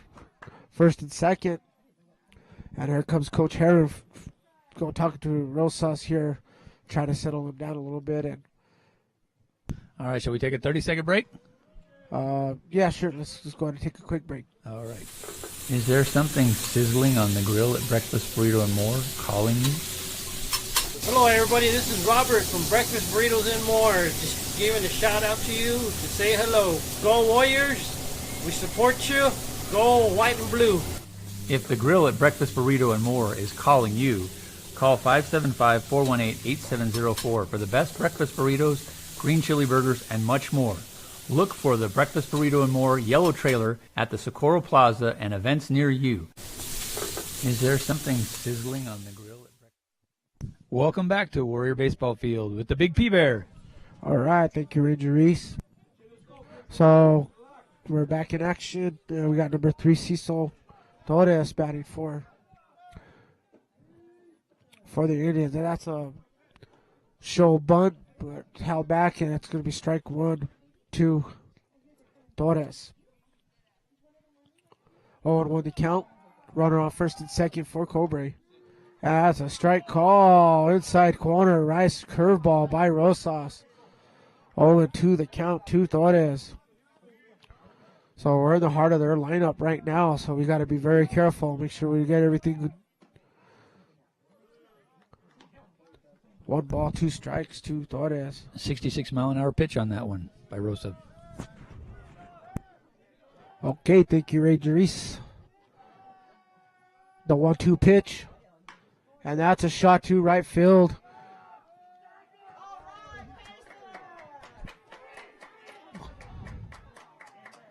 All right. So Payson Hicks makes the catch out in right field.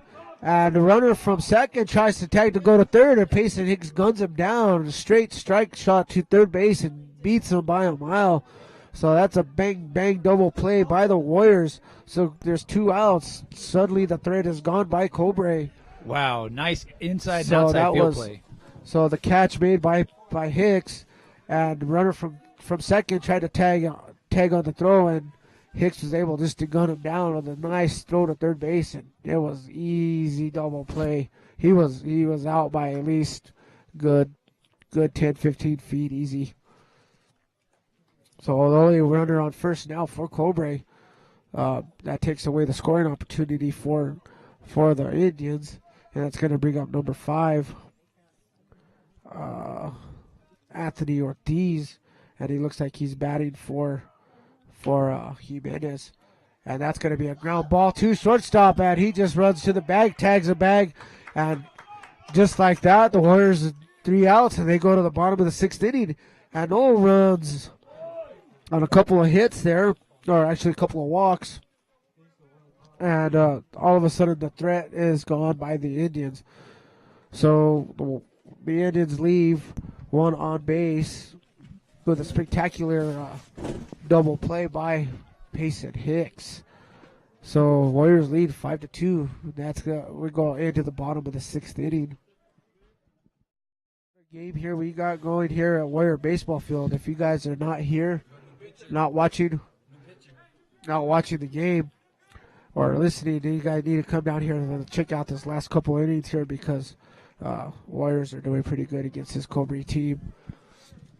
So as the Indians take their field to do their field warm-ups, looks like we got a new pitcher for the Indians, and it's going to be number 4, Zeke Dominguez, which was played shortstop for the Indians, is now going to come in to pitch for Cobre.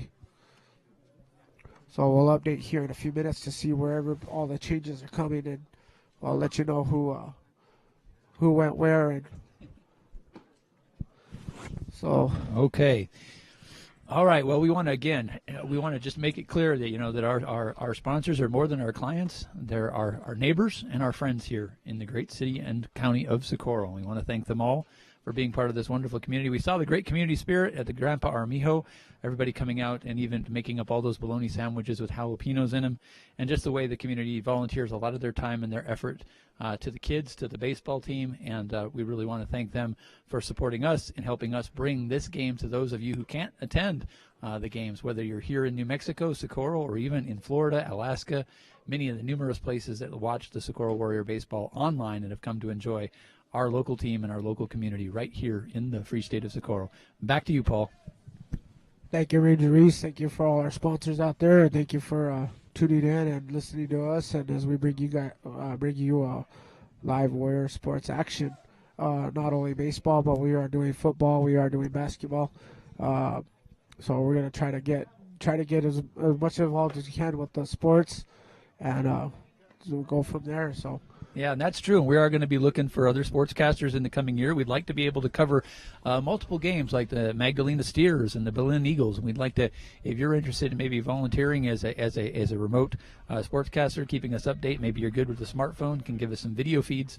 We're going to be putting some things together with our studio here in the free state of Socorro that's going to allow us to do that. And we're going to look for people that are interested in showcasing their media skills, their sportscasting skills with us right here on Rio Grande Valley Radio in the Rio Grande Valley of New Mexico's land of enchantment. Okay, Paul, looks like we're ready to play ball again. Okay, yeah, we also like to say that we would like to try to get multiple games going at the same time. Like, say the Warrior softball team is out of town and the Warrior baseball team is here. Maybe we can get dual action going and try to get those teams involved. So leading off for the Warriors is number 5, Payson Hicks, and he swings at a strike. So 0-1 to count with a new pitcher, Zeke Dominguez for Cobre. 0-2 the count to Payson Hicks and a swinging strike.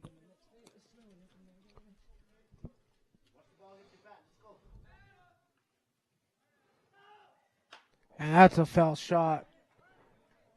And that's going to be right there in the desert fence right back behind us. Prickly pears is what Reese calls it. 0-2 pitch. And that's another fly ball back that way. And that was a nice 62-mile pitch by number 4. Okay, so he's throwing 64. 62. Okay, 62. The 0-2 pitch. And that's another foul back. So it's still staying alive at 0-2 count.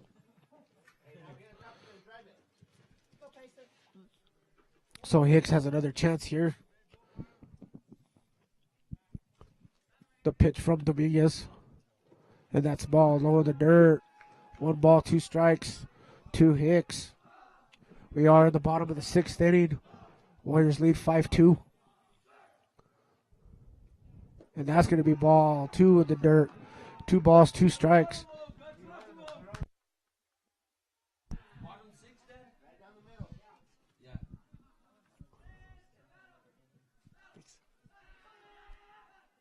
Payson Hicks strikes out swinging. So we got one down in this bottom of the sixth inning. And that's going to bring up number 9, freshman Damon Rosas. So nobody on, one out for the Warriors. Let's see if Damon can get a rally going here. And he strings a strike. 0-1 to count to Rosas. 5-2. And that's a short ground ball to second baseman. He picks it up, scoops it up, throws him out. So quick 2 outs for the Cobre Indians. 2 batters up, 2 down. And that's going to bring up number 30, Xavier Rosas. Let's see if the Rosas show can, see if we can start a 2-out rally here in the bottom of the 6th inning. The Rosas get us on a roll.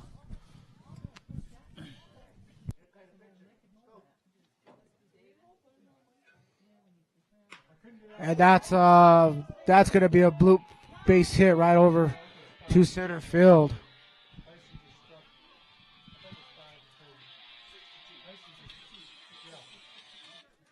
Hello?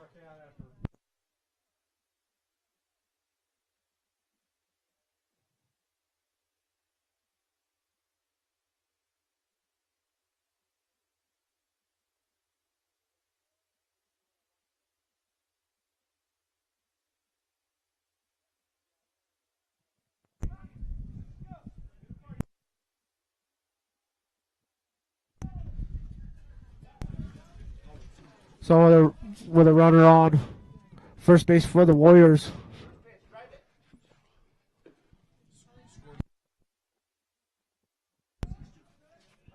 Okay, so we have Popeye Garcia batting for the Warriors. The count's going to be 1-0 with Rosas on first base. And that's going to be ball outside. And we have a correction on the score. I was just informed that it's 6-2 Warriors, not 5-2. So I was saying the score wrong. So Warriors lead 6-2 in the bottom of the 6th inning. So we have 2 outs, and we have a runner on first. And that's going to be ball outside. 3 balls, no strikes. To Popeye Garcia. So he's got a 3-0 count. So if he likes a pitch, he can take it. If not, he doesn't really have to swing at a pitch right here. And that's going to be a pickoff attempt, but back safely is Rosas.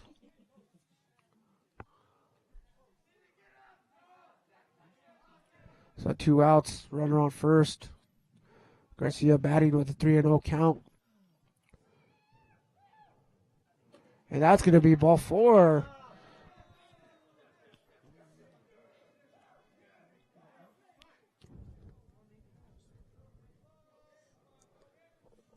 So we're going to have a time called real quick. Third base and catcher come talk to the pitcher for Cobre. This is getting some instructions from Coach Figueroa there on the third base side. So now we're getting ready to get back to action. Zeke Dominguez, a pitcher for Cobre. So the Indians do have 2 outs, so the 2 runners on, first and second for the Warriors. A walk to Garcia. A base hit by Rosas puts him on second base. Chavez.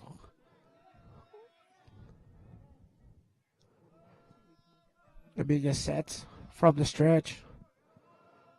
The pitch to Chavez. Chavez calls timeout as Dominguez took a little bit longer time to get set. So we'll start it over.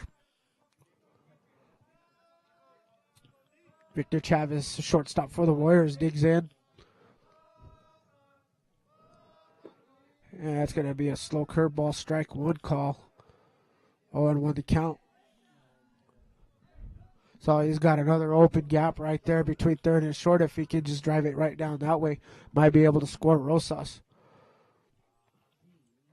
And strike 2, swinging strike. So 1-2 the count to Chavez.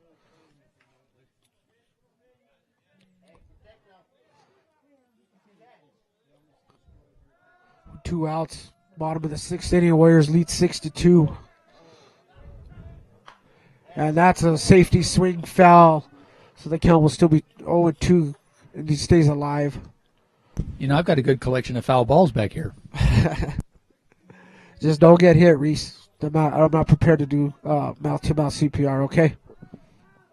Thanks. I was more worried about the camera. And that's called strike 3. Victor Chavez strikes out. And we're gonna go to the 7th inning. The Warriors lead 6-2. So Reese, if we can hold them here, we can come out with a victory. If we can just hold them, we've got a 4-run lead. All we got to do is just get 3 outs, and we can take this. We can take another district victory here against this good Cobre team. But I'm gonna shut up right there because I'm not gonna jinx anybody. So I'm just looking for a good inning here, and maybe we can do some positive here. So all we've got to do is repeat what we did in the first inning.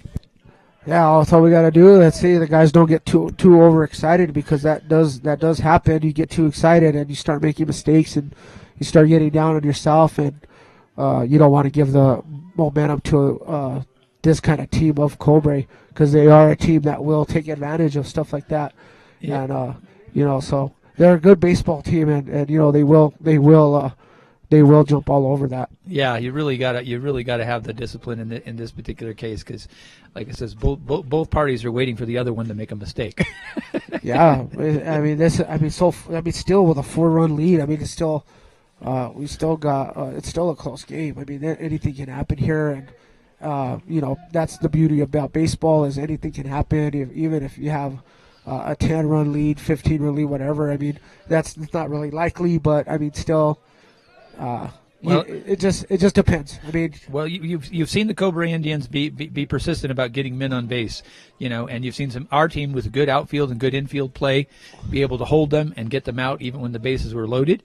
And we're going to just have to keep that kind of competitive spirit up, and our focus, like you said, our discipline, and not slack off. Yeah, that's it. So. We're getting ready to start this top of the 7th inning, and we got a leadoff batter, number 23, Felix Dominguez, batting for Cobre, as Avery Rosas is still on the mound for the Warriors. So he's looking at a complete game. If he could complete this game, Reese, he'll have a complete game in the books. And that's a shot to left field, but Rosas can't catch it. It's going to go over his head, and that's going to be a leadoff double by Dominguez. Actually, yeah, it'll be a stand-up double for Dominguez. So with nobody out, just like I said, like I feared earlier there, Reese, we can't give Cobre anything like this to feed off of, because they will take advantage. So that brings up number 13, Gabe Ortiz, for the Indians. But number 8 did a great job of bringing that into the glove.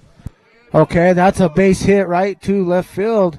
And that's going to go underneath Rosas' legs in left field. That's going to score a run. And Gabe Ortiz is going to go to third. So he's going to have a single, but that's going to be an error on Rosas out there in left field, which is going to bring him all the way to third. And there's going to be a run scored. So the Warriors lead now 6-3 with nobody out, with a runner on third. So just like I kind of said earlier, Reese, I hope I didn't jinx anybody, but that's kind of what I was talking about. This kind of a strategy. You can't give anything to Cobre like this, because they will take advantage. Okay, let's just be quiet and shut them down. All right, so that brings up number 8, Robert Hernandez for Cobre, and that's a swinging strike. So 0-1 to count. So we just need to get 3 outs, Reese, and that's a strike call. So Rosas with some zip on the outside corner, so it's going to be 0-2, the count to Robert Hernandez. And the 0-2 count, that's a foul off. That's a foul ball, so dead ball foul.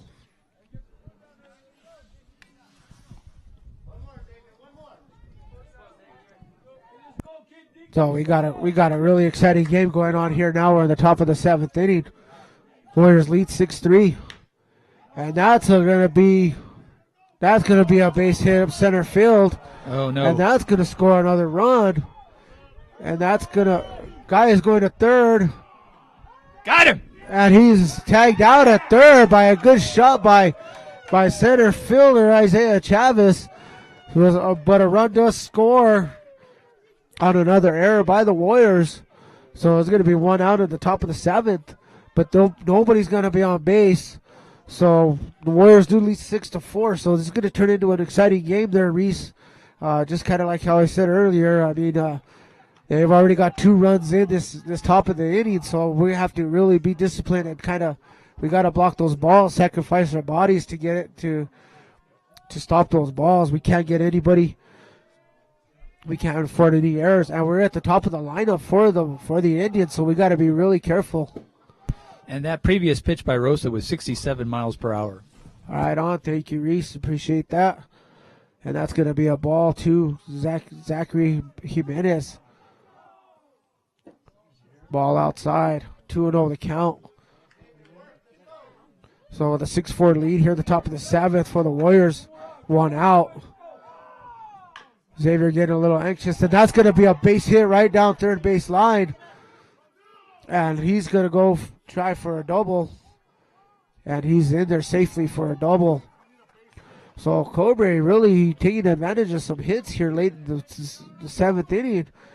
I don't know, Reese. It looks a little scary here. I don't know what. They might want to come out and talk to Xavier for a minute, try to calm him down. So we got number 4, Zeke Dominguez for Cobre. I think, yeah.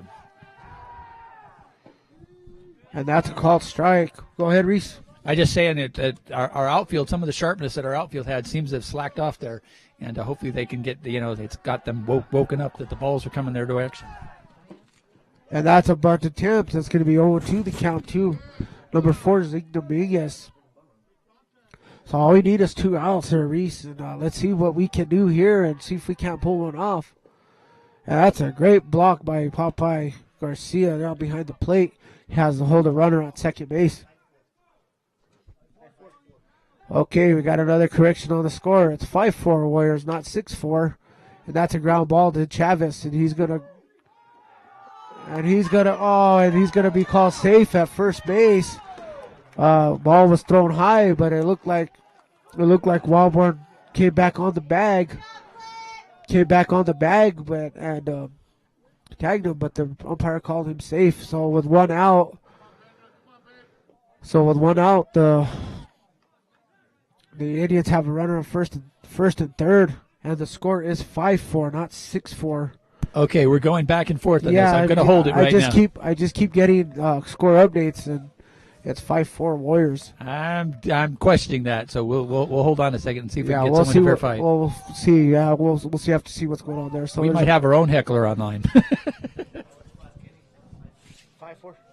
Okay, so we just got an update by Ignacio Chavez here. He did talk with Kenny just a minute ago and said that there was a 5-4 score for the Warriors.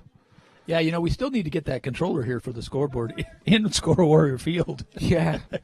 That would help the confusion. We need to find that control box.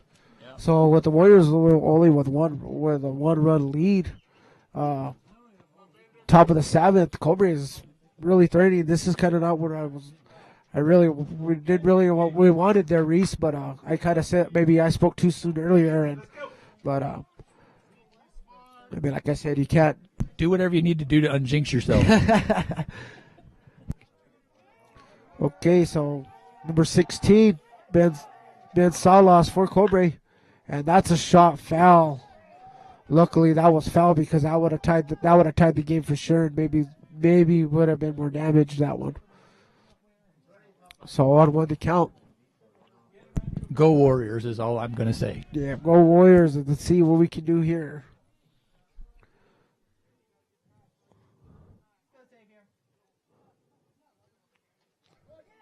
So Rosas in the stretch. Runner at first takes the lead. Run to third. And a pickoff attempt to first, and was back safely.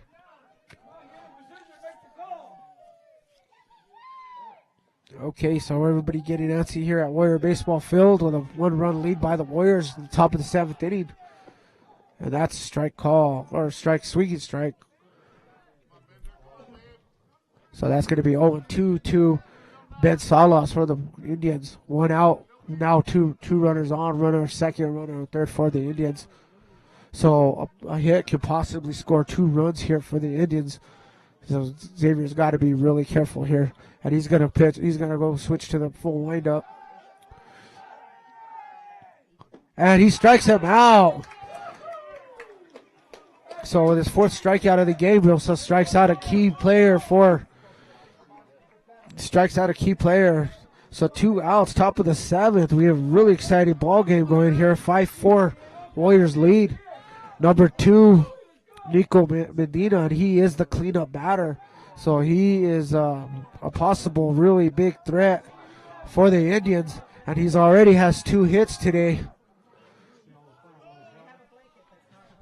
And that's a great block by Popeye Garcia behind the plate. The Warriors can't afford anything here. They have to play it safe. They have to play it. Well, 2 outs. Top of the 7th. Warriors lead 5-4.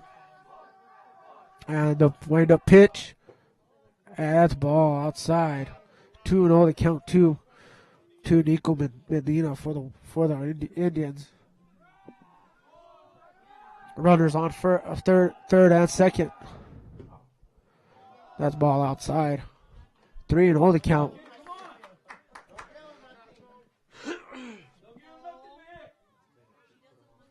Arrosa's a little bit shaky up there.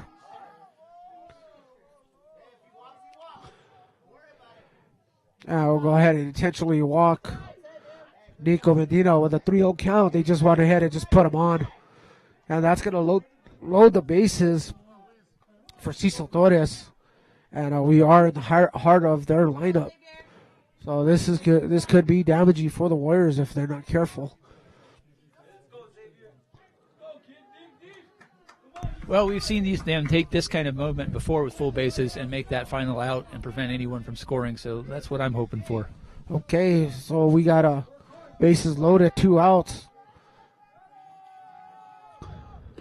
And that's a swinging strike. 0-1 the count to Torres. So this is what we'll see what the Warriors are made of here and see what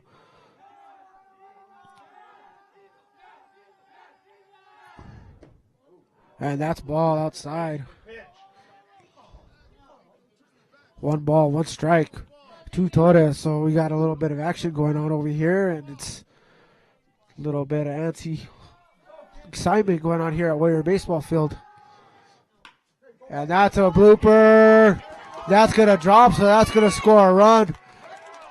And that's going to score 2 runs. The ball gets past the catcher, and now Cobre leads 6-5. That's their first lead of the ball game. Top of the 7th. So the Warriors is falling apart here in the 7th inning. A little bit of sloppy baseball going on here. And well, I think it was that excitement that we were talking about. There's a lot of tension on there, a lot of excitement, but they did manage to control it and prevent the third guy from coming in. Yeah, that's always look on the bright side. So unfortunate events going on here in the 7th inning where the Warriors did have a 5-2 lead, and now that's the Cobre Indians scored 4 runs. So that's going to be a ball high to number 10, P.J. Jimenez.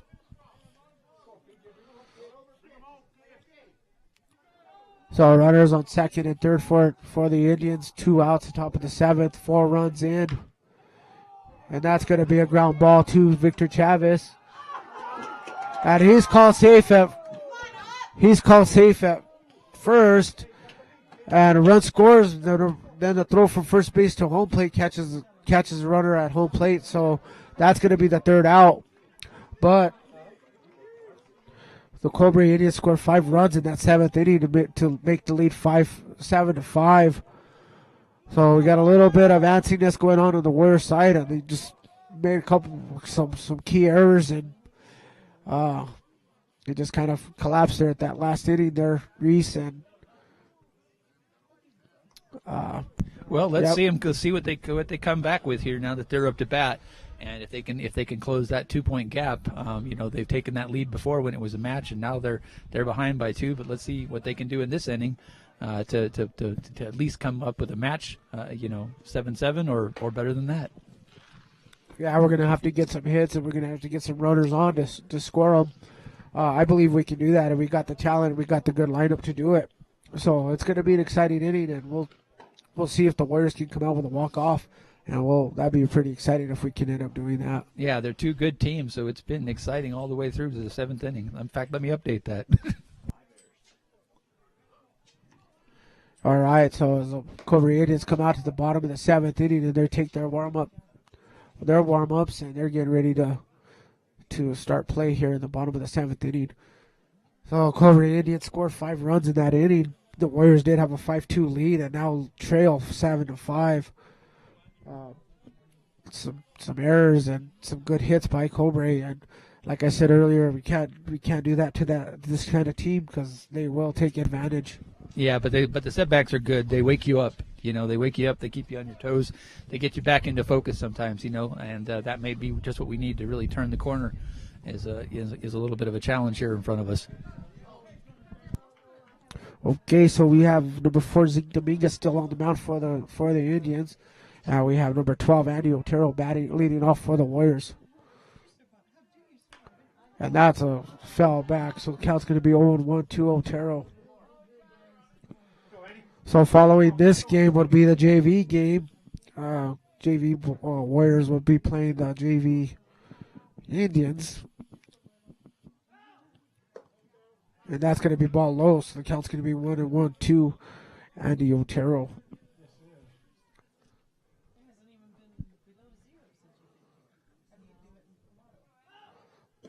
And that's going to be ball low. So 2 balls, 1 strike to Otero.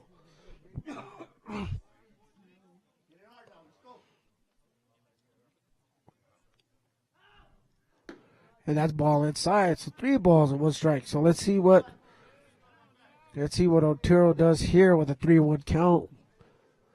He doesn't have to swing here. He can. And he doesn't, so that's going to be ball 4. So Andy Otero gets on base on a walk. And that's going to bring up number 15, Clint Welborn. So we're in our heart of our order now there, Reese. And let's see if we can't get something brewing here. So with a runner on first for the Warriors, it's Otero. Welborn up to bat, nobody out. Let's boil over and put some scores on that board. Bottom of the 7th inning. Let's put on our rally caps and let's go get them.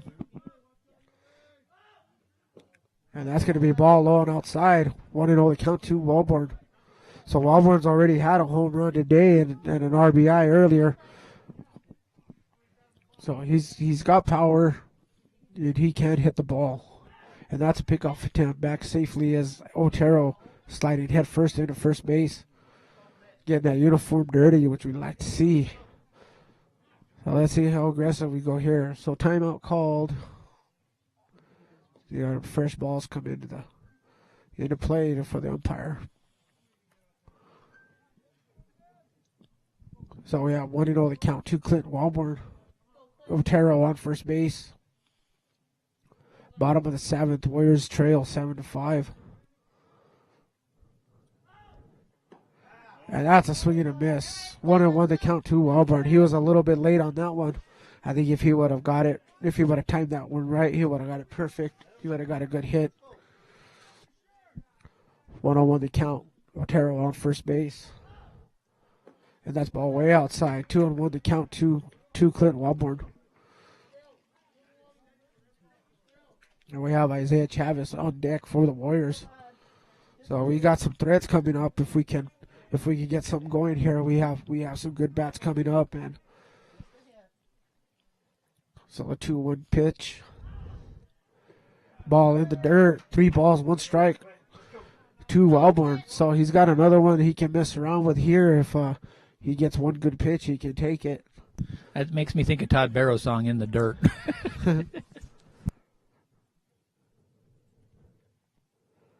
3-1 pitch. And that's a shot right through the gap of shortstop and third base. So we got another base hit by Clint Walborn. He's doing well right now for the Warriors. And that's going to bring up Isaiah Chavez. So Warriors got something going there. Reese has got no outs. Otero on second. Walborn on first. Chavez batting. Well, Clint's having a real good game today, both out in the field and up to bat, with that home run and what he's been doing in the field, bringing things in. So I'm excited for him. Yeah, it's really exciting. So let's see what we can do here.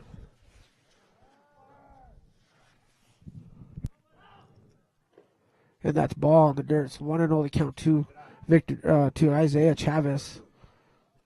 He is our center fielder.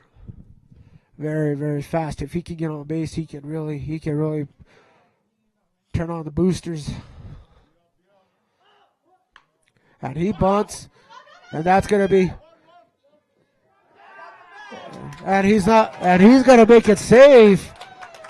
That speed I was just telling you about, he paid off because he bunted and the pitcher picked it up. I wasn't able to complete the throw because the first baseman came off the bag. So it's got an exciting inning here now. We got the bases loaded for the Warriors. And we have number 8, Isaiah Otero, batting for the Warriors. So nobody out with the bases loaded in the bottom of the 7th inning. Warriors trail 7-5. So here we go, Reese. I'm pretty excited here. Go Warriors. Let's get these guys home. So this is an exciting game. If you guys aren't here, you guys aren't listening in, this is really exciting. And that's a foul. Oh, that's a foul right into the dugout of the Warriors. I don't know if that hit. Did he have something against the coach? I don't know, but I think almost hit one of the. Yeah, Coach Herod down there is kind of jumped up and kind of. Some of the little JV guys are there too, and so. All right, the 0-1 pitch. And that's a shot! That's going to score Otero. That's going to score Melbourne. And the Warriors have tied the game 7-7 with no outs. We have runner on third and runner on first. Oh, so we're in the bottom of the 7th inning, and the Warriors tie the game 7-7. Oh my geez. I'm excited here. This is the kind of baseball I live for there, Reese. I get really excited and this is it. I love it here. I know you're peaking my audio meter. I'm sorry, man. No, it's good. I'm sorry, but I get excited with this kind of baseball, man. I love this. No, so this is what we were excited about. Two well-matched teams. Yeah, so excuse me, guys, if I get too excited here. I love baseball, and I love this. All right, so gathered myself here, and we got number 5, Payson Hicks, batting for the Warriors. I got to bolt my camera down. So we got no outs still for the Warriors, and we have runner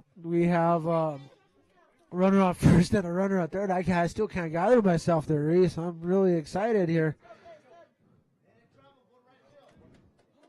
And you know how hard it's going to be to pick a player of the game today. You know that, right, Reese? I do. But I think we've got a couple of them. And yeah, I got one in mind here if it can come through. And well, don't jinx anything. Don't say it. 7-7. I got Payson Hicks batting, nobody out. If Payson can get a hit here, they can score that winning run. And that's ball outside. 1-0 the count to Hicks. And we have speedy Isaiah Chavez on third. So if a pass ball comes or anything like that.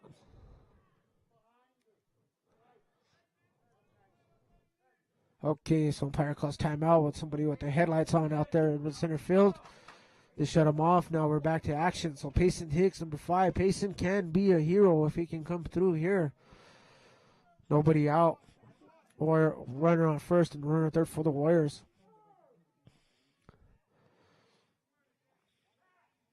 Payson Hicks, speedy Chavez on third base. Any fly ball or anything like that, he can tag and run and score a run. A base hit, anything right now can. And that's a called strike. 1-1 to count to Hicks. I think if my strategy would count right now, I would send the runner from first to second. I'll just try to steal a base try to create something. Maybe a mistake by the Indians. And that's a swinging strike. 1 ball, 2 strikes for Payson Hicks. Here you get a little excited up there on the plate. Nobody out for the Warriors. 7-7 tie game, bottom of the 7th inning. This is really exciting today. I knew it was going to be a good baseball game. And that's ball outside. 2 balls, 2 strikes, 2 Hicks.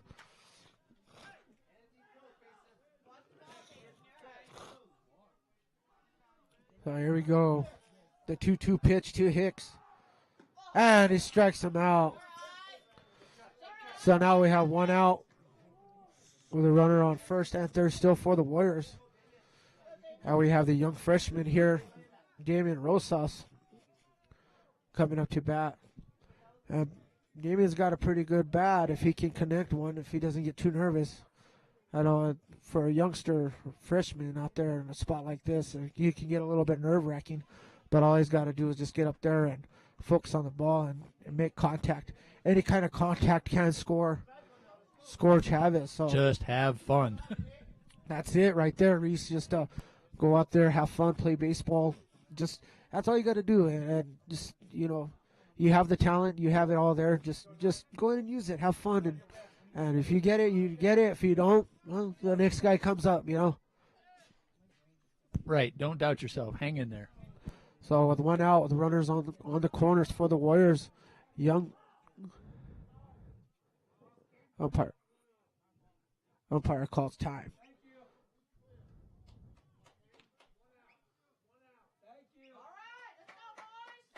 All right, so umpire confirms 1 out.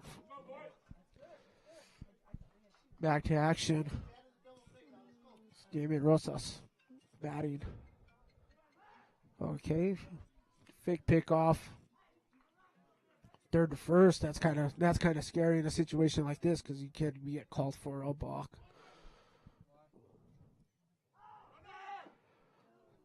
So Rosas swings at a strike. Runner from first goes to second. So now the Warriors have a runner on second and a runner on third. So that takes the double play out of the situation. So Rosas can get a hit. If he gets a hit, that will win the ball game for the Warriors. And that's a foul back to the backstop. So 0-2 the count to Rosas.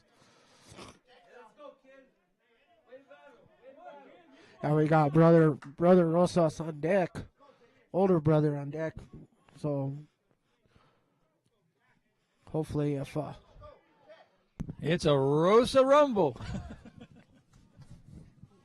Testarossa, like the car. There you go. I like that. And that's ball in the dirt. Good block by the catcher for Cobre. That gets by him. That scores the run. So 1-2 to Rosas. All he's got to do is just play the game. Play the game. That's all you got to do. And that's ball inside. So 2 balls, 2 strikes for Rosas. And another good block by the catcher for Cobre.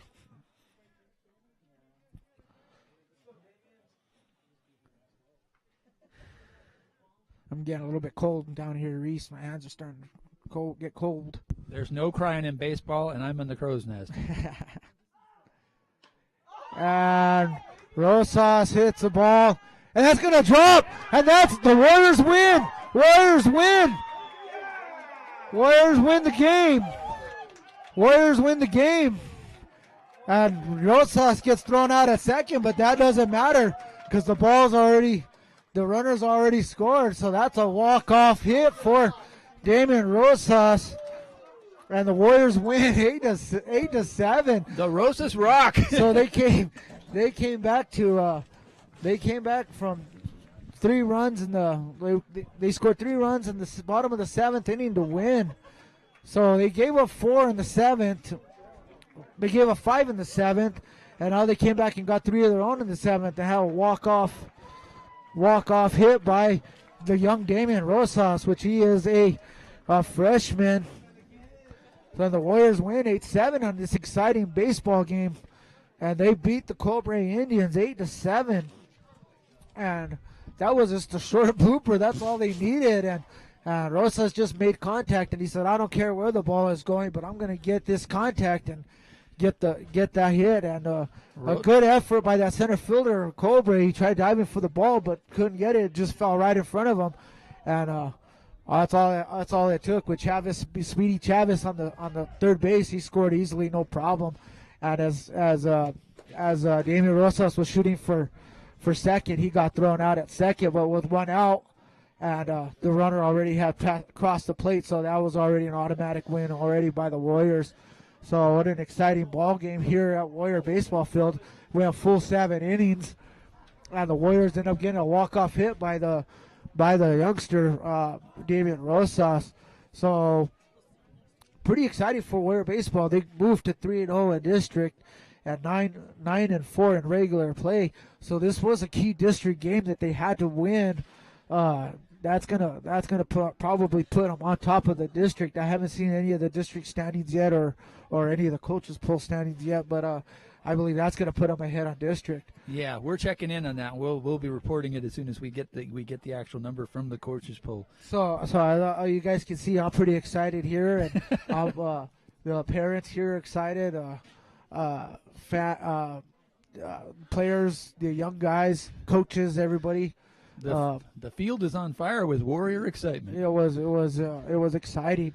As now we're taking a look at the field as the Indian baseball team are kneeling down in prayer on the first base side of the field, and our side the JV Warriors are getting ready to start their throwing warm-ups and start getting ready for their ball game. So we had a pretty exciting game here. Let's see if I can read my own writing here on what had happened. Clint Wildborn had a solo home run. He had a couple of RBI singles. Isaiah Chavez had an RBI. Isaiah Otero with RBIs. He had a double and a single. Payson Hicks with an RBI and a couple of hits. And, of course, the home run by Clint Wildborn. That thing must have went at least 330 feet, which got the rally going that one inning.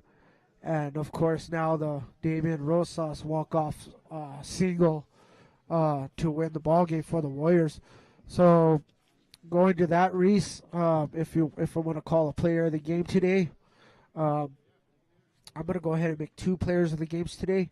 Obvious reason, I'm going to put Damian Rosas player of the game just because of the walk-off hit. Because that count was 0-2 when he started the bat, and he ended up getting the count to 2-2, and then he just kept his eye on the ball, and he just made contact when he needed it, and drove that ball and did that bloop single, and to win the game for the Warriors. And my second player of the game, I'm gonna have to give to Clint Wildborn.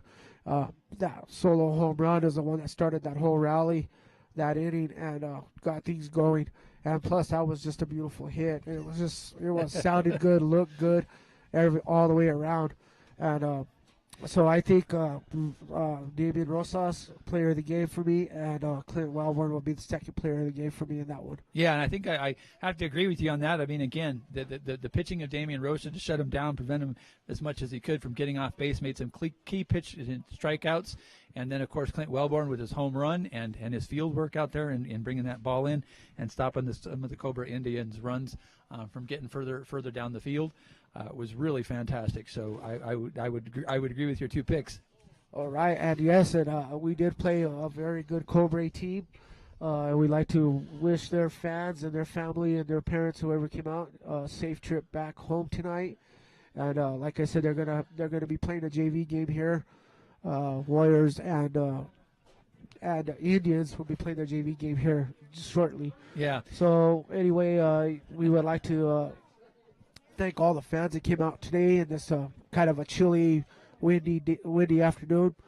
And thank you guys for supporting all of us and supporting the Warrior Athletics. Yeah, and I think there's a Comanche or a Prairie Indian saying, may my enemy be strong and brave. That way, whether I win or lose, I am honored. in that fight. And I think we had a really well-matched team here, and I think both teams can be very honored by the competitive spirit and the play that they did. And we do wish the Cobre Indians a safe journey home, and we thank them for coming out and playing such good baseball with the Warriors. That's correct there, Reese. We do promote the good sportsmanship, and we do promote all that stuff out there. We like to just give our gratitude to everybody that comes out and supports us. The kids love it. Parents love it. We all love it. I love baseball. I love being around it. I love it. And today was just, the Warriors just gave me something to cheer about today, and more than they always give me something to cheer about. But today was just, it was a special cheer today, and personal reasons. With my history about playing against Cobre, my high school years and stuff, and it makes me feel good to know that we're competitive with teams like this, because from all I know my whole life that this baseball team is really, really good. So it makes me feel good that the Warriors are competing good with these guys, and they're hanging in there, and they're actually beating the Cobre Indians in baseball. Yeah, so they can't give you a hard time this time, can they? No, so I'm excited. I'm pumped up. I think I got a little bit more excited than what I thought it was going to be, but it's baseball and it's fun. So well, that's why we're here, because it is fun. Thank you, Ranger Reese, for having me again out here and doing this stuff for you guys, and I really appreciate it. Well, I appreciate it. And like I says, we could always use more hands behind the scenes or sportscasting. So like I says, you can get a hold of us at Rio Grande Valley Radio, 575-835-2382. Or you can send us a letter and let us know about your qualifications and why you're interested in serving the community. As a sacred obligation of the Zia, it's a strong body, a pure mind, and a clear spirit. And, of course, the last obligation is a devotion to the welfare of others. And this is one way that we serve our community here on Rio Grande Valley Radio, by bringing these live sports events and these exciting games home to you if you can't make it out to the field to cheer on the Warriors. And we really want to thank all of you for making this possible. But if you're interested in being a part of it in this 2019-2020 season coming, this will be our third season. We started off, Kenny G and I, with KYRN 102.1 FM in 2017, 2018. We covered the Warrior football and basketball, and then we moved into video this year, 2018, 2019, and we are going to be back next year, and it's going to be the full suite of entertainment. So get a hold of us if you're interested in participating and gaining some experience in sportcasting and multimedia productions here with Ranger Reese and the Rio Grande Valley Station. All right, Paul, I think we need to say adios, right? Okay, Ranger Reese, thank you so much. So just to real recap on the standing for Socorro. Socorro moves to 3-0 in district and 9-4 overall. So congratulations on a great win today. Walk-off win by the Socorro Warriors.